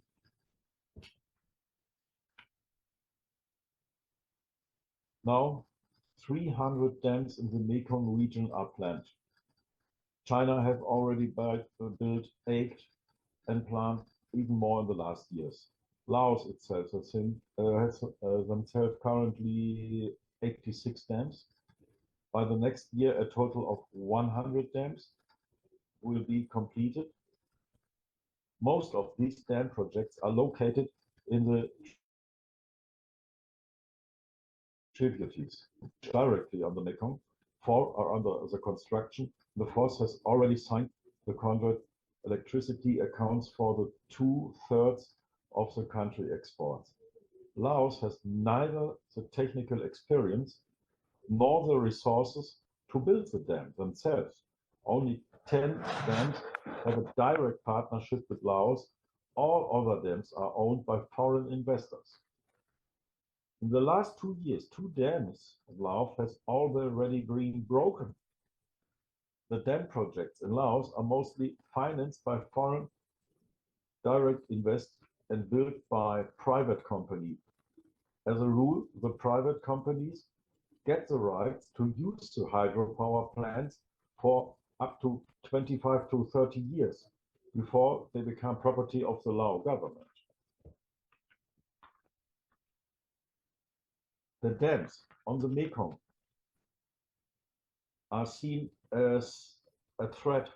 to the diversity of animals and plants. The Mekong is a cohesive ecosystem that not only supplies fish to millions of people, but also supplies the South Vietnamese Mekong Delta, known as the rice chamber of Southeast Asia, with water and fertile sediments. The dams split up this ecosystem. Studies show that fish stocks will decline by up to 30% if all these dams on the Mekong River are completed and planned. Minimum. This is about the food security and the decently population reduction. There are also other follow-up problems, such as forced resettlement and wasting money through corruption. The government also of Laos also ignores all protests against the dams from abroad. Even the protest by UNESCO against the dam project at Luang Prabang was ignored. Obviously, the rulers of Laos do not care about the preservation of the world cultural heritage of this island. And what about the result? Here, for an example, a broken dam collapses in 2018. Many people have lost their homes. They got no compensation by the government. They are still living in shelter until 2018, and it has done a huge damage by $1 billion for the people per dam collapse. The government still doesn't do anything to make it better for the people. The compensations are absolutely inadequate. According to our information, the government paid the victims for the last catastrophe 100,000 Lao kip per month as a compensation. The sum is equivalent to $12. For the survivors of the dead, a sum of 1,700,000 Lao kip was paid. This corresponds to $2,000, $200, sorry, not more. This is all the more surprising as there have been large sums of international aid payments. Unfortunately, the government of Laos is concerning the exact sum of all these payments from abroad. Furthermore, is this confirmed by locals that the relief supplies are poorly distributed? For example, relief supplies are stored in various warehouses, but instead of distributing these relief supplies, the needy people have to pick up these goods there. As a result, many needy people receive no relief supplies. In addition, we have reports from locals that $10 million in aid was misappropriated for normal road construction. Significant since the disaster, entry of Laos has been severely restricted for journalists.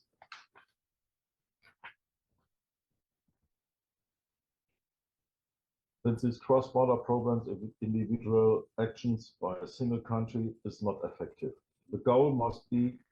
for all neighboring countries to work together with citizen and non-governmental organizations, NGOs.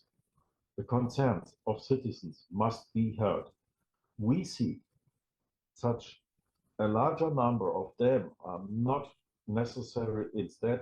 other green energy sources must be used, such as solar energy or wind power. This energy production must also be health planned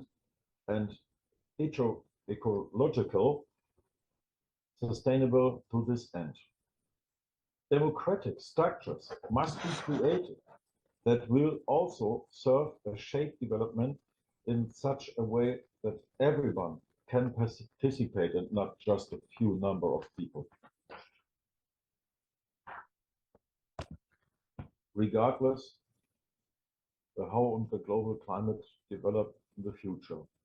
only an intact environment will be able to adopt all these challenges.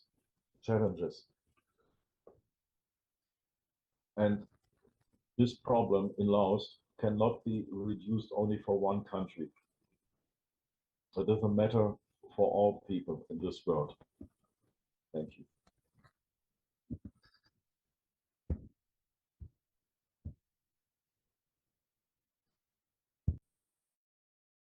Thank you. I think if we look at the three presentations, the most common element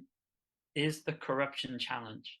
This erodes the confidence of the people to be able to have a say in the most basic development that takes place in their homeland. And then, unfortunately, this really seeps into all other aspects of society, a culture of fear where people are very concerned to raise their voice. And then, of course, an entire system where it's reinforced with the neighbors in the region, but also at the global level, who also support a less than democratic, an aspect where even though they espouse really the theories of Marx and Lenin, is definitely one of a pure raw capitalism that is top down and goes against every aspect of, unfortunately, what the people would hope for and what they desire. We do think, though, that the voluntary national review is an important step. It is, of course, more important, though, that the UN in its final 5 years looks at what's possible to actually achieve these 17 goals on the ground. And of course, Laos is one of the countries where it's the most difficult because there are no levers to be able to hold leadership accountable for everyday people. And we see, unfortunately, if we look at the beginning of the SDGs, when it was adopted in September of 2015, looking at it now,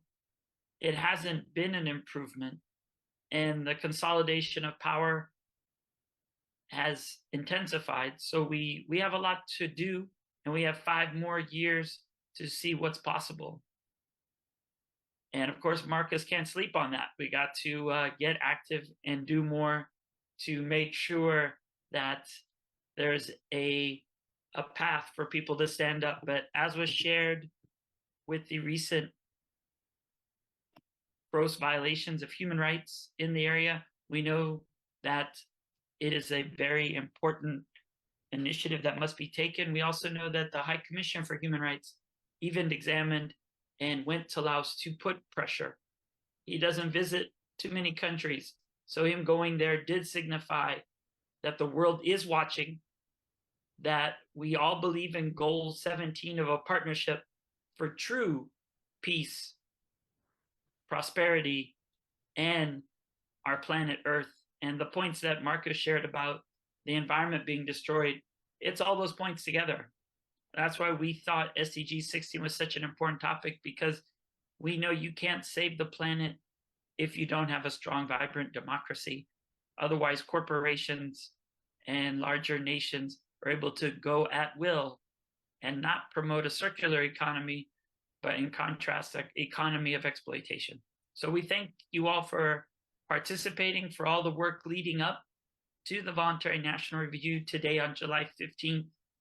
And we encourage all to watch the UN Web TV to see the review and see where we need to go going forward, because we know there'll be at least 1, if not 2 more reviews for Laos. And we saw at the UN SDG Summit last year at the General Assembly a call for a recommitment, and that continues this year at the UN Summit of the Future that will take place September 22nd and 23rd in New York at the next session of the UN General Assembly. So we thank you all for sharing on this opening day of the Voluntary National Reviews in the 2nd week of the High Level Political Forum. Thank you.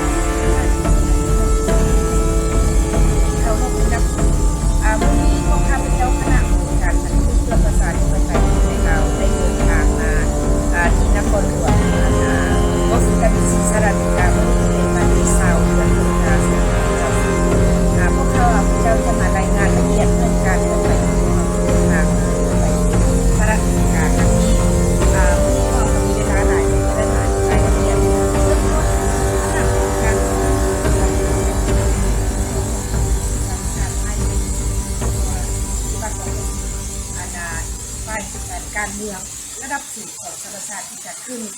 ตั้งแต่วันที่15หาวันที่18กรกฎาคมคณะผู้นำเข้าร่วมและการหลังจากนั้นคณะผู้นำได้เดินทางมาที่นครหลวงวอชิงตันดีซีตอนแรกวันที่18กับวันที่19ตุลาคมได้เข้าพบกับเจ้าหน้าที่ของกระทรวงการต่างประเทศของสหรัฐอเมริกาก่อนอื่นมั้งข้าพเจ้าขออธิบายว่าพวกเรามาสัมภาษณ์ข่าวอยู่ต่อหน้าในเหตุการณ์นี้เป็นผู้ฟ้องของนายซูโนโรสเวลเราเป็นภรรยาของอดีต ประธานาธิบดีสหรัฐอเมริกาตั้งแต่1933ถึง1945ประธานาธิบดีโรสเวลต์เป็นผู้ที่ได้มีความคิดว่าสงครามโลกครั้งที่2ได้เกิดขึ้นมาหลาย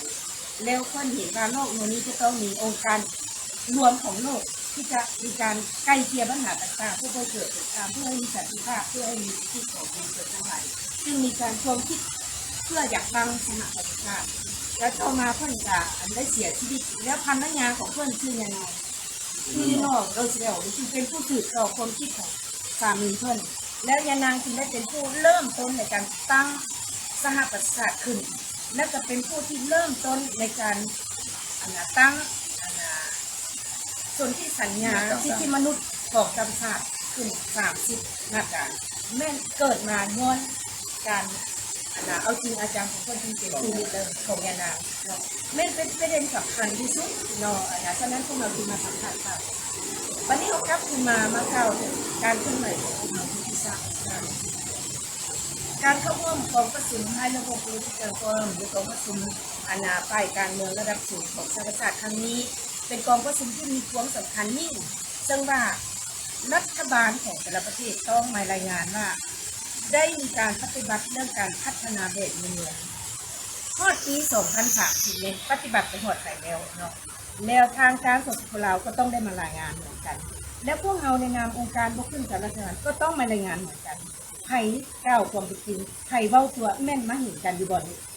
สำหรับพวกเราองค์การพันธมิตรเพื่อประชาธิปไตยในลาวได้เข้าร่วมในนามองค์การบกขึ้นสาธารณสุขเป็นชาติประชาธิปไตยก่อนที่พวกเราจะเข้าร่วมกองประชุมพวกเราจะได้ยื่นบทรายงานให้คนชาวที่หน้าถึงกรรมการศาสตร์ที่เรียบร้อยแล้วพวกเรามาด้วยพวกเราเองไม่พวกเราได้มาร่วมฟังกองประชุมอีเวนต์ต่างๆฟังบทรายงานของรัฐบาลประเทศต่างๆนับของบทรายงานของเราแล้วพวกเราก็ยังได้จัดอีเวนต์ของเรารายงานฝ่ายพวกเราว่าเหตุการณ์ที่ในลาวมีอย่างใดที่ว่าทางการของเราบ่สามารถปฏิบัติการพัฒนาแบบนี้ได้เบ้าจริงก็คือพวกเราได้รายงานความจริงทั้งหมดที่ประชาชนได้รับผลกระทบพวกเราตีราคาว่าสปปลาวบ่สามารถพัฒนาแบบนี้ได้จักประเด็นเลยตั้งแต่ต้นเป็นทับถึงที่สัญญามาปฏิบัติมาถึงปฏิบัติอะไรอันนี้เป็นการตีราคาของเราในการขัดขืนเป็นภาษาไทยแต่กรมกระทำทิ้งหายแห่งของเราปัญหาที่หายแห่งคือปัญหาพวกเรารายงานความทุกข์จนของประชาชนความทุกข์จนประชาชนเราปัจจุบันเราตีราคาเป็น 80% บ่แม่น 10% ที่ส่งไปเราเป็นเก่ามันทุกข์จนมาจากก็จริงมันมีตึกมีห้างมีอาคารมีรถไฟความเร็วสูงเต็มแต่ว่ามันบ่แม่นของคนเราและมันบ่ได้นำรายได้มาให้แก่คือกองทุนแห่งชาติสปปลาวก็บ่มีเงินจะไปเลี้ยงเกลือประชาชนหรือว่าพนักงานทหารข้าราชการทั้งหลายสรุปรวมแล้วประชาชนทุกย้อนว่าการสอบของทุกอำนาจการย้อนมายึดที่ดิน 50% แผ่นดินลาวยึดไป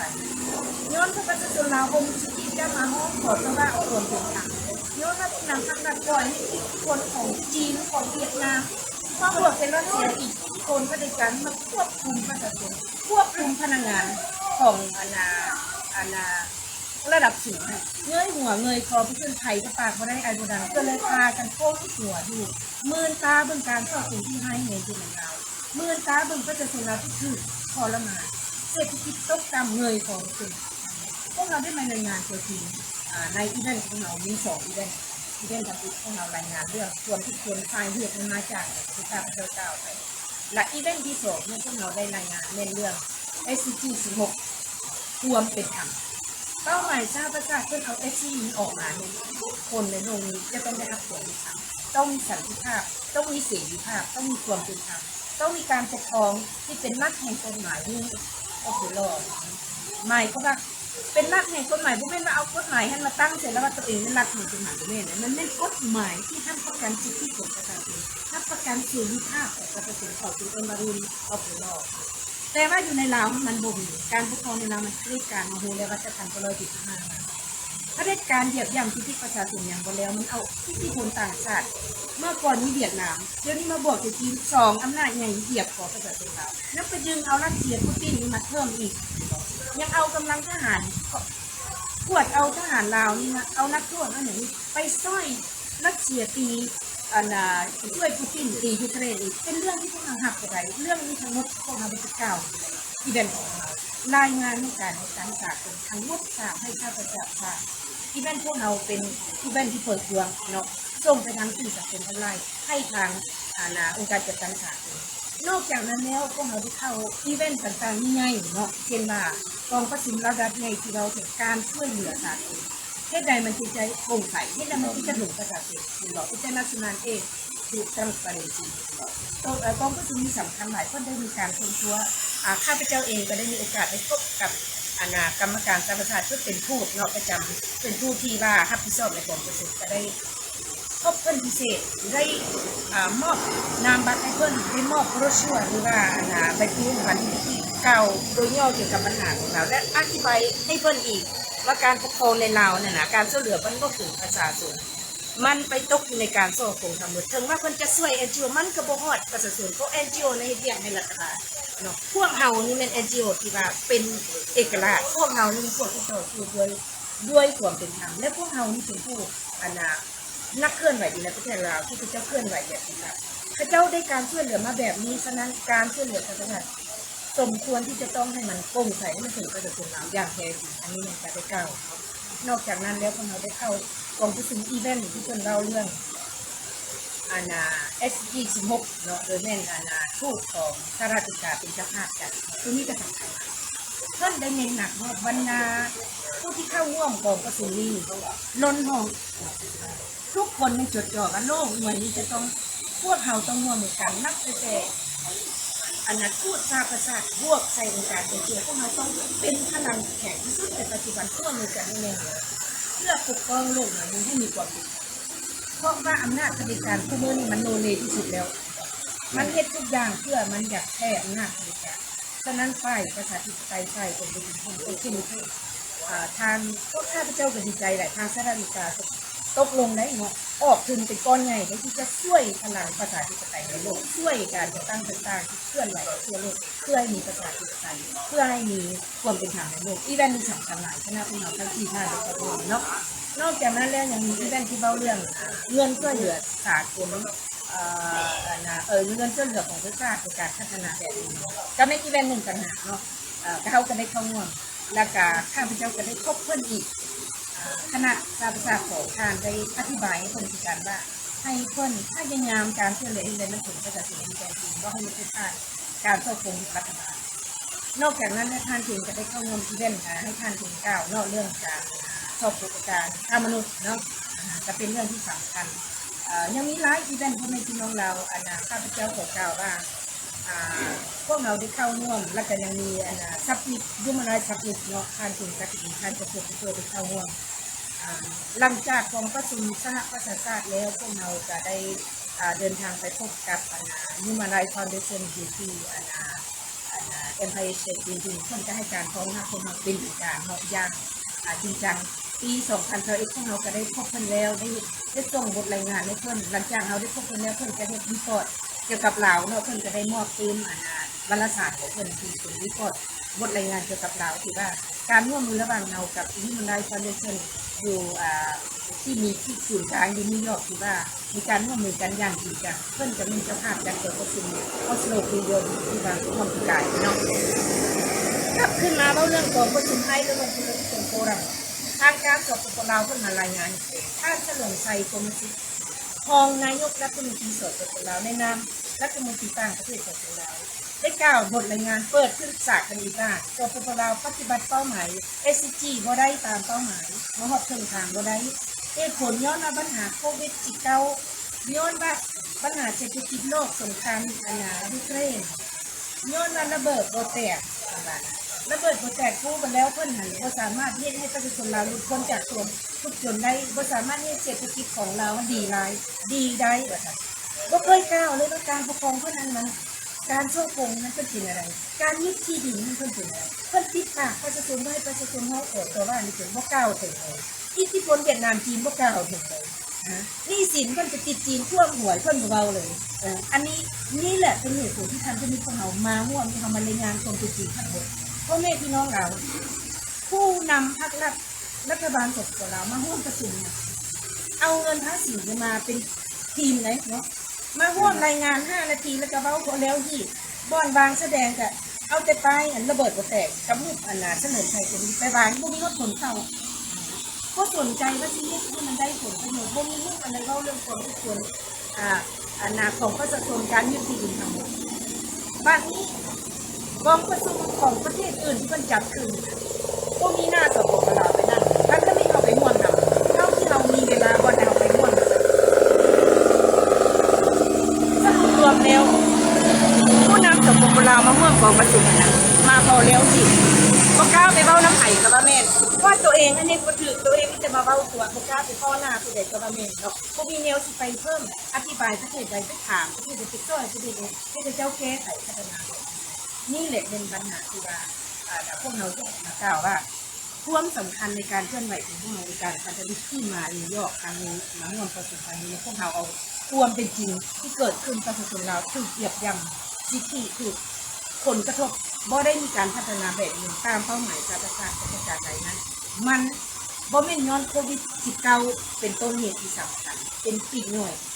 มันบ่แม่นสงครามโลกหรือว่าเศรษฐกิจโลกเป็นต้นต่อที่ให้ประชาชนทุกคนมันได้บ่แม่นถูกและการบ่แม่นมันระเบิดบ่แตกนั้นมันประชาชนทุกคนมันแม่นการปกครองที่เป็นเผด็จการและซ่อกงแก้ไขบ่ได้นั่นเป็นการจำกัดสิทธิประชาชนและสิทธิต่างชาติอันนั้นแม่นเคลื่อนไหวย่อเนาะ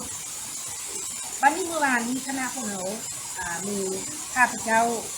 ในนามประธานองค์การพันธมิตรเพื่อประชาธิปไตยในลาวบุญทรจันทลาภวิเศษท่านเพ็งศักดิ์ดีรองประธานพันธมิตรโลกและในนามประธานพันธมิตรสาขาออสเตรเลียในนามคำแพนสุวรรณสารในนามประธานพันธมิตรของสาขาสหรัฐท่านเจ้าสัวคูเปอร์ที่ปรึกษาพปลและกระทางเป็นผู้อำนวยการของสถาบันสิทธิมนุษยชนท่านมาคุสวิเซอร์หัวหน้าโครงการสื่อการพันธมิตรพวกเราทั้ง5ท่านจะต้องพบเจ้าหน้าที่ทางการกระทรวงต่างประเทศเพื่อได้ให้การต้อนรับพวกเราอย่างเป็นทางการอย่างได้รับเกียรติที่สูงสุดเดียวการพบครั้งนี้ในพวกเราแต่ละท่านได้มีโอกาสรายงานละเอียดในส่วนของข้าพเจ้าได้เน้นหนักปัญหาการละเมิดสิทธิมนุษยชนในลาวปัญหาที่ว่าผู้นำภาครัฐปัจจุบันนี้มีการปราบปรามประชาชนเรื่องที่ไม่การฆ่าตะโกนการเฮ็ดให้หายจากสมาชิกพันธมิตรพวกเรา3 คนที่ฆ่าตะโกนเป็นที่ตกแล้วผู้นำถึงหายจากผู้เข้าชีวิตหายจากในวันที่2 เดือนกุมภาพันธ์2024ที่พวกเราเป็นเกียรติเขาฆ่าไปจนข้อมูลจนเข้ามาบอกที่ว่าคือฆ่าตะโกนเนาะแบบว่าที่ว่าเป็นอุบัติเหตุจริงแล้วเป็นฆ่าตะโกนคือแข่งขันพวกเราได้งานละเอียดข้อมูลละเอียดข้าวรุ่นด่วนที่งานนี้คือฆ่าตะโกนในประเทศไทยข้าวคูบงไซเนเซคือฆ่าตะโกนผู้ที่ปี2009ทั้ง3 คนเล่นสมาชิกของการตัดสินเพื่อประชาชนพวกเราได้รายงานให้เพิ่นแจ้งและทางสภาชาติเพิ่นประมูลเรื่องนี้และเพิ่นจะได้มีการที่รวมข้อมูลทั้งหมดซึ่งกำลังจะทำการห้องสอบการสอบสวนพ่อแม่พี่น้องเรานอกจากนั้นพวกเราได้รายงานปัญหาที่ว่าทั้งหมดให้ทางเจ้าหน้าที่กระทรวงต่างประเทศได้รับทราบโดยเฉพาะในเรื่องปัญหาอื่นๆนอกปัญหาน้ำหน่วยน้ำหน่วยยังมีคนงานลาว3 คนเข้าการหายสัตว์ถึงเข้าวัดไซโนโดนการหายสัตว์ถึงข้ามถึงวัดสุนทรปัญหาการหายสัตว์ถึงเข้าเทศกุศลที่ดาจังในคู่อื่นพวกเราจะได้กล่าวละเอียดและการเอกสารพวกเรายื่นสินค้านอกจากนั้นจะเป็นว่าก็ได้แจ้งพระราชกำหนดในแต่ละคนได้กล่าวคุณท่านเองเพื่อจะกล่าวเรื่องที่เป็นตามฟ้าต่อเรื่องประเทศจะกล่าวเรื่องปัญหาการฆ่ามนุษย์อยากเป็นสิ่งแต่ท่านมาคุยการจะกล่าวเรื่องปัญหาการทำลายธรรมชาติในการจะพูดเพื่อจะอธิบายเรื่องการนิยมของพวกเราการเตรียมต่อกองประชุมสภาที่ชื่อVNRเกี่ยวกับเราในปี2025ที่จะมาถึงพวกเราจะได้กล่าวละเอียดต่อไปนี้ข้าพเจ้าขอมอบให้ท่านเพ็งศักดิ์ดีเพื่อนเป็นผู้กล่าวละเอียดเจ้าเข้าใจดร.ก็สบายดีทุกท่านซึ่งข้าพเจ้าก็อยากข้อสรุปว่าพวกเฮาพันธมิตรเพื่อประชาธิปไตยเข้าร่วมกองประชุม High Level Political Forum อยู่นิวยอร์กและการมาเขาปัจจุบันอยู่วอชิงตันนี่ ข้าพเจ้าจะสรุปว่าเรื่องกองประชุม High Level Political Forum อยู่นิวยอร์กมีซ่องประเด็นที่ว่าสำคัญพวกเขาอยากรายงานต่อทานผู้ฟังผู้ชมเนื่องนึงก็เป็นเรื่องสิทธิมนุษย์ Human Rights ซ่องมาก็เป็นเรื่องdevelopment ที่ว่ายืนหยุ่งเศรษฐกิจมีอย่างการพัฒนาแบบยืนหยุ่งเนาะSDG Sustainable Development Goal แปลว่าพัฒนาแบบยืนหยุ่งอันนี้เขาเข้าร่วมกองประชุมนี้เพื่อยักคนตัว5ข้อมูลว่าหนึ่งเรื่องสิทธิมนุษย์ว่าเรื่องการฝ่าฝืนสิทธิมนุษย์อยู่สปป.ลาวนั้นมีประเภทใดๆที่ดร.กล่าวมามีการฆ่าการตายมีจับกลุ่มคุมขังมีอย่างต่างๆนานาแล้วก็เรื่องพัฒนาแบบยืนหยุ่งมีอย่างใดซึ่งข้าพเจ้าได้ออกบทรายงานต่อสหประชาชาติว่ามันบ่มีหยังที่ว่าที่พัฒนาแบบยืนหยุ่งทุกอย่างนั้นเป็นบ่ยืนหยุ่งเพราะว่าคือหนึ่งยกตัวอย่างการสร้างเขื่อนนี่มันเข้าในการซ้อโขงมัดเป็นยังว่าจะสร้างเขื่อนเพราะว่าได้ตัดไม้ทำลายป่าอยู่ต่อหน้าเขื่อนบ่กันแล้วแต่หรือว่าสัมปทานที่ดินให้จีนเฮ็ดส่วนกล้วยส่วนอ้อยมีหยังกันแล้วแต่แม่นทำลายธรรมชาติทั้งหมดขุดค้นบ่อจังซี่แล้วก็เฮ็ดเขื่อนสัมปทานที่ดินทุกอย่างบ่แม่นการพัฒนาอยู่แบบยืนหยุ่งพวกเขาได้ไปค้นคว้า5ข้อมูลว่าเอาสิป้าปามเรื่องนี้อยู่สปป.ลาวแต่จึงมาได้เข้าร่วมกองประชุมแล้วก็มาวอชิงตันดีซีนี่ก็เขาก็ได้ออกประกาศหรือว่าบทรายงานของพวกเขาที่ว่าเขาเว้ายังอยู่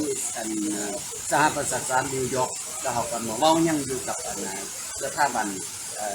องค์การห้องการต่างประเทศอยู่วอชิงตันนี่ฉะนั้นสรุปแล้วพวกเขาก็จะสืบต่อเรื่องการฝ่าฝืนสิทธิมนุษย์การพัฒนาแบบบ่ยืนยงอยู่สปป.ลาวต่อไปจนกว่าที่สปป.ลาวจะยอมรับรู้ว่าทิศทางของการปกครองประเทศชาติบ้านเมืองนั้นมันไปบ่ถูกต้องแล้วต้องเปลี่ยนทิศทางให้มีพรรคการเมืองไล่พรรคการเมืองอยู่ในประเทศของตนเองซึ่งจะมีการพัฒนาได้เพราะว่ามีการโต้วาทีอยู่ในสภาแห่งชาติบอกแบบใดกันแล้วแต่อยากให้มีการเปลี่ยนแปลงมีพวกข้าพเจ้าเน้นต่อสู้ขอเข้าใจเราเข้าใจท่านถึงสักดีเนาะต่อไปจะขอเชิญยายนางคำแถวให้รายละเอียดในการเข้าพบกระทรวง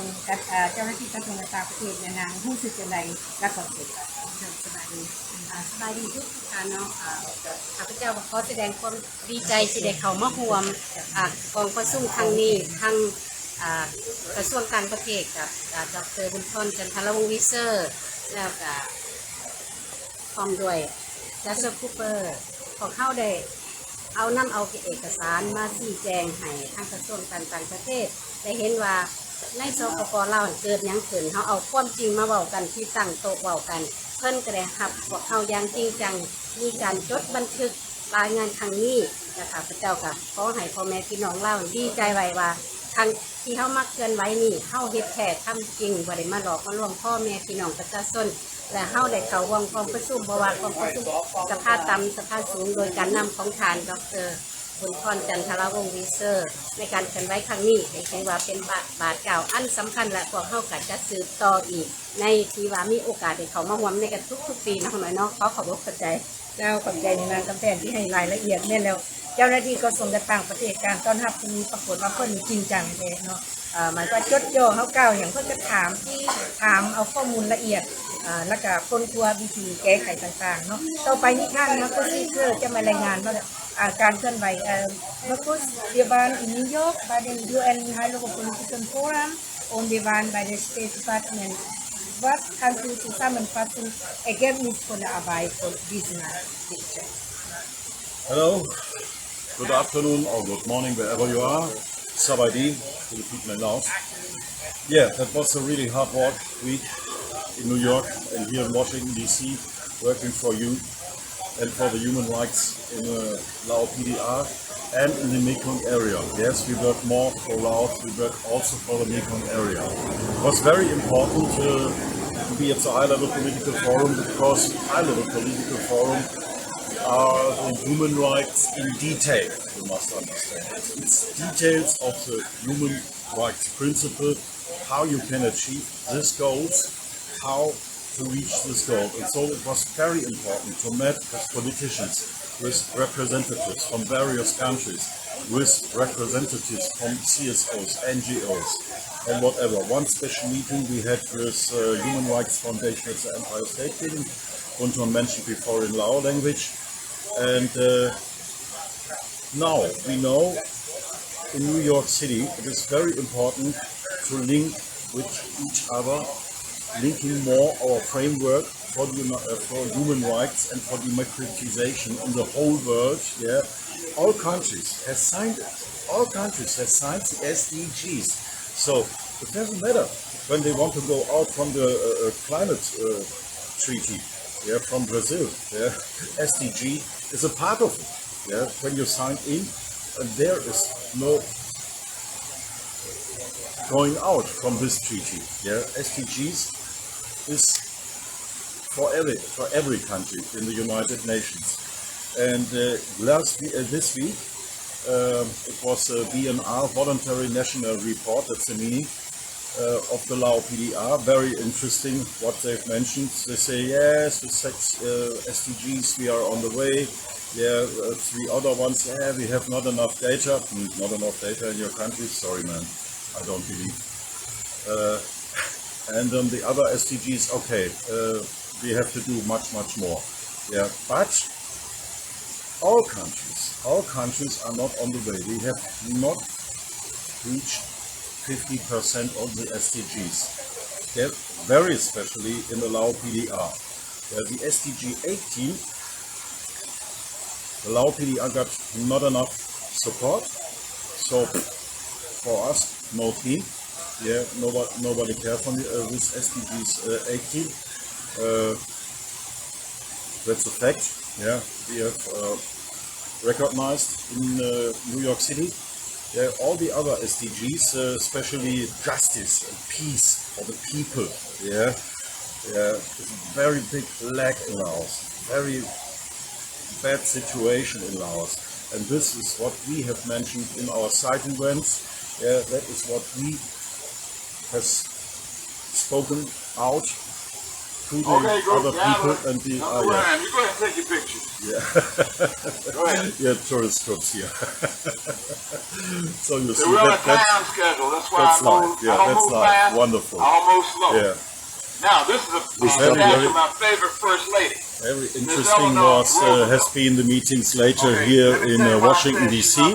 Yeah, we have been here at State Department, have met with I don't know if you ever heard several of other people. a lady named Yeah. Mary Nancy. And this is one of the main things we have to tell to you. It's not enough to make only one event. It's not enough to be in only one meeting. It's not enough to take part in one Well, I'm on a another time part. schedule. I'm on a time schedule. Okay, I'm on a tour. That we have. In a certain term. Let me get away from It is very important to make a follow-up. Follow-up, yeah, by all these meetings, not stopping the work. Yeah, many Lao clubs has made only one event, has taken part in only one UPR or only one ICCPR. Alliance for Democracy in Laos takes part in every ICCPR, in every UPR, in every People's Forum, in every HLPF, what is important for Laos. So that is the important thing. The follow-up of the work, not to stop, never surrender, never give up. And this is our message to you. Please, never surrender. Running for democracy, running for human rights. That's not a sprint. It's a marathon. It's a marathon move. It's very, very long fight. Yeah. And in the end of the story, no one will lose in this process. No one can lose in this process. It's a win for everybody. Yeah. For the people today in Laos and for the people in the future. This is very important. I saw it in my home country, Germany. Our fight for democracy, our fight for human rights has been a very, very long fight. We have fight for more than 150 years. And the fight never will end. After you have democracy, after you have human rights, you have to protect it, you have to develop it. Some things are changing, and this is very important. And this is the main difference we must see between the Lao PDR or other similar countries and the so-called Western countries. There is no perfect country, isn't in the world. But in some countries, it's legal to mention it. And in some other countries, it's not possible to mention it. You were persecuted when you mention it. That's a thing. So, and please recognize, in my country, it is absolutely legal to speak when the government does wrong, or the authorities. It's legal. Not really. They don't will put me into a prison, or they don't will punish me. So that's absolutely legal. And that is the difference, and that is what we fight for, that you in Laos can express yourself. You in Laos can mention everything on the Lao government, the authorities, that your freedom is our freedom. Thank you so much. I'll give back to Dr. Bounthone. Kannst du noch mal ganz kurz? Yes. Yeah. Joshua will come. Yeah, that's live. Yeah, there was tourist group. But that's the good thing. We are live for you. Yeah, speaking up. Yeah, it is running. still running จ้ะ พ่อแม่พี่น้องเราข้าพเจ้ากำลังรอท่านคูเปอร์เพิ่นสิมาสัมภาษณ์เนาะก็ไอ้เต็งเอากระเป๋าเพิ่นมาไว้ทันทีเนาะเพราะว่าให้ท่านคูเปอร์เพิ่นสัมภาษณ์เรียกโอเคกันหรอท่านคูเปอร์นี่เฮาก็ขอต่อเนาะให้เพิ่นคือท่านมาคุสดิเซอร์เพิ่นก็ได้อธิบายเนาะเรื่องการเคลื่อนไหวของเฮาที่นิวยอร์กเป็นแนวใดแล้วก็สำคัญก็ได้เน้นหนักความสำคัญในการเข้าร่วมกองประชุมปัญหาที่ว่าที่พวกเราได้เข้าร่วมกองประชุมสหประชาชาติการมาเคลื่อนไหวอยู่ที่วอชิงตันดีซีการพบเจ้าหน้าที่กระทรวงการต่างประเทศของสหรัฐอเมริกาเนาะท่านมาคุยวิเศษก็ได้เน้นหนักหลายประเด็นเพราะเพื่อนของเราเป็นภาษาอังกฤษก็คล้ายๆที่จะคณะของเราที่ได้รายงานเนาะเนี่ยนางแพนก็ที่ได้เห็นสิ่งที่เมื่อวานนี้นางแพนรายงานเรื่องปัญหาการค้ามนุษย์ยาเสพติดแต่ต้องละเอียดแต่ความนั้นเท่ากับมีเอกสารที่ว่าแต่มีรายลักษณ์อักษรละเอียดนั่นถึงแม่เพื่อให้ท่านสภาประชาชนเพื่อให้ท่านทางกระทรวงต่างประเทศคนเป็นที่ตามเนาะก็ลงบันทึกคัดแน่แล้วเป็นความภาคภูมิใจเพราะว่าสำคัญที่สุดในการเกิดอะไรแบบนี้เนาะเจ้านั่นแหละพวกเราได้เน้นหนักว่าการค้ามนุษย์ในแต่ก่อนนี่เพิ่นส่งไปไทยเนาะแต่ว่าเดี๋ยวนี้เป็นเรื่องอันให้ในที่สุดปล่อยให้พวกคนจีนชาวจีนมาซื้อเอาเด็กน้อยเราอายุ13 14 15 ปีเป็นขบวนเนาะก็มีการปราบปรามอย่างจริงจังที่เราได้เน้นดักคนข่าวเนาะมีข้อมูลมีวิดีโอที่เราส่งให้เพิ่นเนาะอันนี้เพิ่นก็ตื่นได้เนาะกับเราแล้วโอ้มันให้สำคัญแม่นเล็กน้อยอายุบ่ทันถึงเกษียณ13 14 ปีเพิ่นให้ความสนใจกับเยาวชนของพวกเฮาหลายกันดีที่สุดเพราะว่าเฮาอยากให้เพิ่นมีกฎหมายปกป้องรักษาผู้หญิงสิทธิผู้หญิงสิทธิเด็กน้อยผู้ที่ว่าเกิดใหม่ในรุ่นผู้ที่เป็นอนาคตของพวกเฮาในข้างหน้าเนาะเจ้าแม่นแหละเนาะอันนั้นก็เป็นเรื่องที่สำคัญที่เราได้เน้นรายละเอียดประกวดแล้วเพิ่นก็เอาจริงเอาจังเจ้าพวกเราก็มีข้อเสนอเนาะข้อเสนอว่า1ก็เฮียม้อยทางรัฐบาลของสหรัฐอเมริกานี่เอาจริงเอาจังเนาะร่วมกับเวทีสากล International Control เนาะเพื่อกวดกาและปราบปรามการค้ามนุษย์การผลิตในการค้ายาเสพติดอยู่ในเราเพราะว่า ถ้าคณะพวกเราก็ได้เน้นนะอยู่ลาวมันบ่มีแต่ค้าที่มันผลิตโดยเฉพาะยาบ้าเนาะอันนี้พวกเราได้เน้นนะอย่างละเอียดที่สุดเนาะให้เพิ่นทราบเนาะนอกจากนั้นก็เป็นว่าท่านมาคูดิเซอร์เพิ่นก็ได้เน้นหนักเรื่องการสร้างเขื่อนบ่มีขอบเขตเนาะที่เป็นอันตรายง่ายแรงเขื่อนแตกเสียหายประชาชนได้รับผลกระทบเนี่ยรูแรงกับบ่มีน้ำสิกินสิใช้เนาะเป็นปัญหาใหญ่ที่สุดพวกเราก็ได้เสนอให้เพิ่นว่าให้คนทั่วเนาะพักดันเนาะเพราะว่าแม่กงรีเวิร์คคอมมิชชั่นเพิ่นก็มีอยู่แต่ว่าพวกเพิ่นก็บ่ได้เฮ็ดอย่างจริงจังเพิ่นถือว่าเพิ่นสร้างเขื่อนเพิ่นผลิตไฟฟ้าเป็นแบตเตอรี่ของ RC ว่าซั่นแต่ว่าอันแบตเตอรี่ RC มันไทยก็บ่อยากซื้อไฟฟ้าแล้วนะเดี๋ยวนี้นะในไทยก็บ่ค่อยอยากเอาแล้วนะผลิตไปอย่างละรายได้ขายไฟฟ้ามันก็บ่ได้กองทุนอย่างจ้างเงินก็ไปตกอยู่ในการซ่อโครงทั้งหมดบ่ได้มีผลประโยชน์ให้แก่ประชาชนลาวให้แก่ชาติลาวและทำลายซ้ำอันนี้แหละเป็นเราที่ต้องเพิ่นให้ผลักดันในการยุติการสร้างเขื่อนตรงเขตลาวนอกจากนั้นเนาะพวกเราก็ได้เสนอสำคัญที่สุดเนี่ยเสนอให้เพิ่นว่าขอให้ทางรัฐบาลสหรัฐผลักดันในเวทีสากลให้ทางการลาวเนี่ยช่วยอย่างก็ตามจะเป็นทุนช่วยเหลือโครงการอย่างก็ตามที่ช่วยเหลือให้ผลักดันทางการศึกษาเรายอมปฏิบัติหลักการสิทธิมนุษย์หมายคือว่าลงมือตัวจริงว่าไม่มาหับปากซื่อๆได้เน้นหนักเลยเนาะผ่านมาสุดพวกเรามีแต่ตัวมาปากหับปากว่าสิเหตุแต่ตัวจริงบ่ลงมือต้องผลักดันให้ลงมือปฏิบัติจริงโดยเฉพาะต้องปฏิบัติการนับถือสิทธิในการชุมนุมการแสดงความคิดเห็นและสิทธิข่าวสารเป็นประเด็นที่สำคัญที่สุดบ่มีตัวนี้พัฒนาบ่มีคำว่ายืนยงนะประชาชนลาวบ่มีคำว่าสิล้นพ้นจากความเป็นคนทุกข์ใดเนาะอันนี้พวกเราได้เน้นหนักแต่เพิ่นหลายประเด็นนอกจากนั้นก็เป็นปัญหาที่อิทธิพลจีนเวียดนามและรัสเซียในลาวปัจจุบันนี้ก็แม่นเรียกร้องให้เพิ่นว่าวิธีการใดๆเพื่อจะผลักดันเพื่อให้ยึดพวกอิทธิพลต่างชาติที่มาควบคุมลาวอยู่นี้เนี่ยให้ออกจากลาวประชาชนลาวบ่ต้องการพวก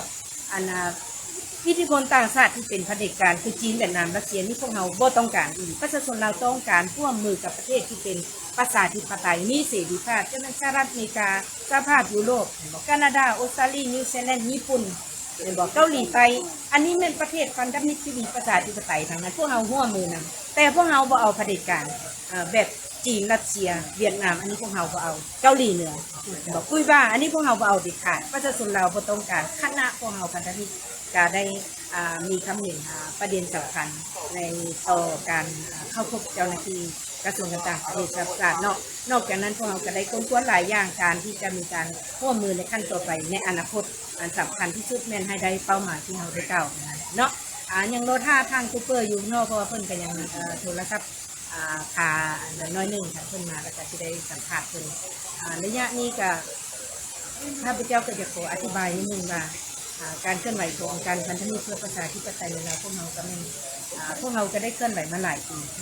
เคลื่อนไหวมาผู้เด็ดแต่ตั้งมาจากปี2009เพราะในพี่น้องเราหลายคนที่ติดตามกระสีรู้ว่าเราได้เห็นอย่างไรผ่านมาเราได้เข้าร่วมกองประชุมสหประชาชาติปี2012ที่เจนีวา2013อยู่นิวยอร์กแล้วก็2014เจนีวานิวยอร์ก2015เจนีวานิวยอร์ก2016เจนีวานิวยอร์ก2017เจนีวา2018นิวยอร์กเจนีวา2019นิวยอร์ก2020เจนีวา2021นิวยอร์กเจนีวาอันนี้ก็เป็นเรื่องที่เรา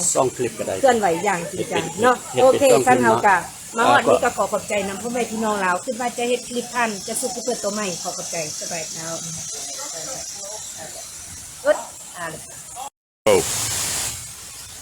สบายดีบรรดาท่านพ่อแม่พี่น้องลาวทุกท่านอยู่ในนอกประเทศและทั่วทุกโลกอีกช่วงนึงนอกบางนึงนี้พวกเราก็ได้พักผ่อนการสัมภาษณ์ข่าวนิดนึงแต่ว่าเขาที่สืบต่อเดี๋ยวนี้มันท่านจะซูเปอร์ในนามที่ว่าเป็นที่ปรึกษาของคนรอบเราแล้วก็เป็นดีเรคเตอร์ผู้อำนวยการของสถาบันสิทธิมนุษยชนก็ได้เป็นผู้ที่ได้ให้การแนะนำพาการติดต่อประสานงานในการเคลื่อนไหวเข้าร่วมกองประชุมให้ในวง political forum หรือว่ากองประชุมฝ่ายการเมืองระดับสูงทางประชาชาติที่นิวยอร์กแล้วก็ได้มาเข้าพบกระทรวงการต่างประเทศอยู่ที่วอชิงตันดีซีให้พวกเราในรถนิวยอร์กที่at the high level political forum and guest we were by at the U.S. State Department. Can you tell the people now for the whole week how was our work? What's so important is we're here now in front of Eleanor Roosevelt, who was the first delegate from the United States to be part of the United Nations. She went to San Francisco, representing at that time, Franklin Delano Roosevelt just passed away, to really bring the agenda of human rights that she was involved with inside the borders of the United States, and to make sure she knew the lessons of human rights were so important around the world. And so being here at the conclusion of a full week of the high-level political forum, it also brings to a conclusion an entire year campaign, because when the governments sign up and they say, we'll do a voluntary national review, that's significant. That means the government is committing to giving away a health checkup on how the country is doing on the 17 global goals. No poverty, zero hunger, good health and well-being, quality education, and gender justice. Also looking at clean water and sanitation, renewable energy, decent work and economic growth, innovation and infrastructure, and reducing inequalities. Those first 10 are so significant. If our countries were doing that, it would be a better world. Then after that, it is looking at the importance of local cities. This is part of the voluntary local review, number 11. Number 12 is responsible consumption and production. How do we all live? What do we all do in our daily lives? 13, 14, 15, climate action, life below water, life on land, all super important and crucial as we look in the Pacific and in Asia and what's going on, especially Southeast Asia. Then, of course, you look at 16, peace, justice, strong institutions, SDG 16, absolutely crucial at what is so important. We did a lot of work around that this week, and 17 is partnership. And that was developing a lot of new partnerships, such as Human Rights Foundation, meeting with them, and the Empire State Building. But there was also a lot of work done before in Bangkok, in the regional office, where we went there to see the status in late February of what's going on, how are things being done, how is the voluntary national review being even brought up or raised in the country. And what we have to say is there has to be more education. You have to really have number 4, where people know about these global goals, know about global human rights, and are able to take action on a daily basis. Because we're coming down to the really a 5-year countdown next year. So that's what's so important. And that was crucial. But then what was also important is a group called Action for Sustainable Development. They're a group of NGOs around the world that help all the civil society work on their stakeholder reports. And that's one of the things that ADL does really well, is getting reports done that actually give updates on each of the goals. So we started on Saturday afternoon, meeting with OLI, meeting with all the people, and that was based after 3 months of working together to draft for each country a stakeholder report, or they're called a spotlight report, to really shine brightly what needs to be done to make each country a better place. Then we're able to continue the conversation on Sunday to have a meeting with ADL to say, what are we going to do this week? How will we prepare? And on Monday was the actual review. The voluntary national reviews, one of their challenges are they're so short, 30 minutes. That's like less than 2 minutes per goal. And so you really see those having to be explained and enlarged and be greater. And we've done that by having 2 side events. First event was there, importantly, looking over all the SDGs inside the country and what's happening, highlighting that unfortunately there's extrajudicial killings, there are also executions, there's disappearances. And if you have this culture of fear, you cannot have a space where people organize and demand the change which is embodied in the UN 2030 agenda. And then in the evening, I was really looking at that SDG 16, because if we don't have democratic, strong institutions that the will of the people is represented, it will not be,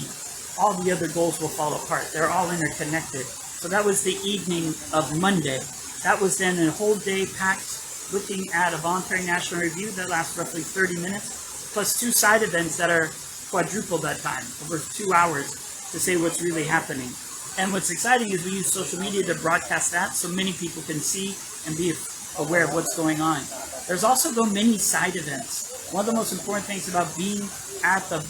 high-level political forum is in this 2-week body, there's so many meetings. So the first day, what was so crucial was there's the Interparliamentary Union, the IPU. That is all of the bodies, that is all the elected officials from many of the countries, their congresses, their parliaments, and there we're able to meet with the president, the secretary general, and talk to them about what matters most. One idea is indigenous leadership across the board where people can share what they're doing and share the challenges they have in multiple countries. So it's a great space to meet with elected officials from around the world. So we attended the Interparliamentary high-level special event. We also then participated, though, in other activities that look at certain themes. Looking at clean water and sanitation is one. They focus on the Mekong River in a side event that looked at water, and that was very exciting to attend. I know we were there with Pheng and Bounthone to see how water is assessed and how it's such an important thing because water is life. And what you see is people are really water defenders, forest defenders, standing up for their sacred space that they call home. And by doing that, they then become criminalized and challenged and sometimes even arrested and even worse. So that was kind of important to see that important side of it. And the other one that was also essential, if we look at what was going on, is the actual events where they took governments, and the governments and civil society both did 2 panels to share what they learned from each other. They did this, and I'd say the best one was Brazil, because Brazil before was not participating, but with the new election of Lula, they actually did a huge stakeholder report that is longer than most governments' voluntary national review. And I think that's a model for Laos, for Hawaii, and others going forward of what we should be looking at. The Brazil VNR Stakeholder Spotlight Report is a stunning document that gives indigenous people's perspective, but it also shows the preparedness for COP30. That's the UN Framework Convention on Climate Change Conference of Parties that's going to happen next year in November in Brazil. So that really laid down the gauntlet. They're saying these are the SDGs, this is a VNR. But next year, during the global stock take, when every country shares how they're doing with their nationally determined contributions of carbon, when we all meet in Brazil, we'll actually be able to see if we're on track or if we'll go above the 1.5, and indigenous peoples and people of Laos will not be able to stay alive because we'll have climate catastrophes happening on a regular basis. So it's quite significant. The last part, what we did there was a Human Rights Summit. The Human Rights Summit took place and the U.S. Ambassador was there, and she gave a great speech about what's important and what we should do moving forward, and U.S. leadership as well as Timor-Leste meeting with their government as they were the sponsors of the Human Rights Summit, and people were sharing about what's important. And the crucial part is really in the UNURCE, Education for Sustainable Development. Those are the United Nations University, Regional Center of Expertise, Education for Sustainable Development centers that are so crucial as we go forward. And finally, though, after we left New York, what was also important was coming here to DC, because this is where our elected officials are. This is where it's a chance to actually speak to them, to talk to the State Department and share with them and give them the information, because that goes into their annual reports. That speaks about what's absolutely crucial as we go forward. So the State Department's absolutely essential, and what we're planning is the next aspect is the UPR. The UPR will come up, and it'll be important to have consultations here in Washington, D.C., where people can give their perspective and stakeholder reports of what's crucial before the review in 2025. So a full week, a lot happening, but great to partner together to make sure that we stand up and make sure that the world's a better place, making SDG 17 a reality. Okay, another one is the U.S. State Department. I already said that. Okay, thank you so much, Joshua. First, I would like to thank you, Joshua, for hard work for us, for our organization aligned to democracy and for our own nation. Now nation. Your support for us to humanize, respect to humanize in Laos. First one, very important for every people in Laos. And we need change the country to democratic system with multi-party system to respect and implement all UN human rights commitments. Then we can make Laos for SDG zone every goal we have vision. But now the most pressure of the dictatorship country is getting Lao PDR to change this system. And Anwan, I would like to thank you, Marcus, thank you for your hard work, for our work. This one in New York City, high-level political forum, and here at the U.S. State Department. Our work since 12 years, very long time, but we have every step every year, time and time. Thank you so much for your hard work, and thank you so much for Pheng Sacksady and Khamphene Souvannsane พ่อแม่พี่น้องเราข้าพเจ้าได้แสดงความขอบใจท่านจะสุขเพื่อที่จะได้รายงานละเอียดการเข้าร่วมประชุมทางการเมืองสิ่งที่ของสหประชาชาติที่นิวยอร์กในการเชิญเข้าพบเจ้าหน้าที่กระทรวงการต่างประเทศขอขอบใจน้ำท่านเพลงสักคดีและยานางคำแพนสุวรรณสารขอขอบใจน้ำท่านมาคุสพิเซอร์ที่ทุกคนได้สละเงินแหงทุกสิ่งทุกอย่างในการเคลื่อนไหวครั้งนี้ในโอกาสนี้ขอขอบใจนำคณะปปลและสมาชิกปปลทุกท่านอย่างในและนอกประเทศที่ให้การสนับสนุนการเคลื่อนไหวของพวกเราครั้งนี้ขอขอบใจนำพ่อแม่พี่น้องเราทุกท่านในทั่วโลกอยู่ในและนอกประเทศที่ให้การติดตามรับฟังข่าวพวกเราให้การสนับสนุนทางด้านจิตใจทางด้านแชร์ข่าวต่างๆขอให้การร่วมมือของคนเราหมดทุกคนจงเป็นพลังร่วมกันเปลี่ยนแปลงระบบการปกครองในลาวให้มีประชาธิปไตยที่เป็นหลายภาคการเมืองมีการเลือกตั้งสิทธิมีความเป็นธรรมและนับถือสิทธิมนุษย์อย่างแท้จริงขอขอบใจสบายดี